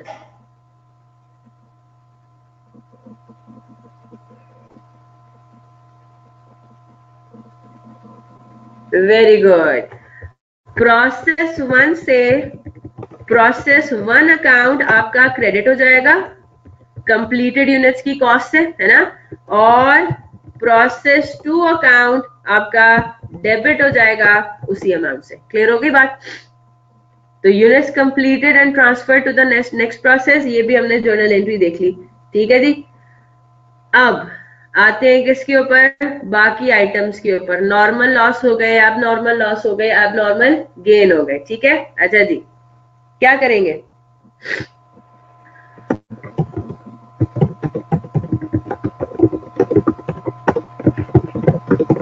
हाँ जी, अगर नॉर्मल लॉस की कोई स्क्रैप वैल्यू नहीं है, सिर्फ कॉस्ट ही है, तो क्या जर्नल एंट्री पास करेंगे, नो एंट्री। क्यों, क्योंकि उसकी कॉस्ट जो है वो हमारे यूनिट्स कंप्लीटेड की कॉस्ट का पार्ट बन गए। ठीक है, वो एब्जॉर्ब हो गए हैं हमारे यूनिट्स कंप्लीटेड के अंदर, और यही हमारी मेन डिस्कशन है। ठीक है, नॉर्मल लॉस की कोई अमाउंट रुपीज जो मतलब रुपीज के अंदर कोई एंट्री पास नहीं होगी अगर तो नॉर्मल लॉस की कोई स्क्रैप वैल्यू नहीं है, यानी कि सिर्फ कॉस्ट की कॉस्ट है अगर उसकी। ठीक है, नॉर्मल लॉस की एंट्री पास होगी ओनली इन द केस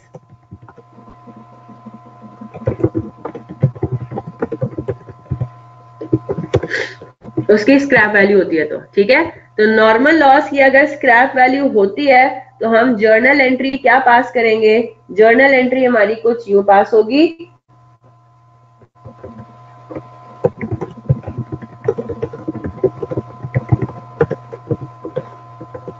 ठीक है, नॉर्मल लॉस हुआ है ना, और ये क्या जर्नल एंट्री किससे पास होगी? स्क्रैप वैल्यू पे एंट्री पास हो रही है। ये स्क्रैप वैल्यू पे एंट्री पास हो रही है, कॉस्ट पे नहीं हो रही। ठीक है,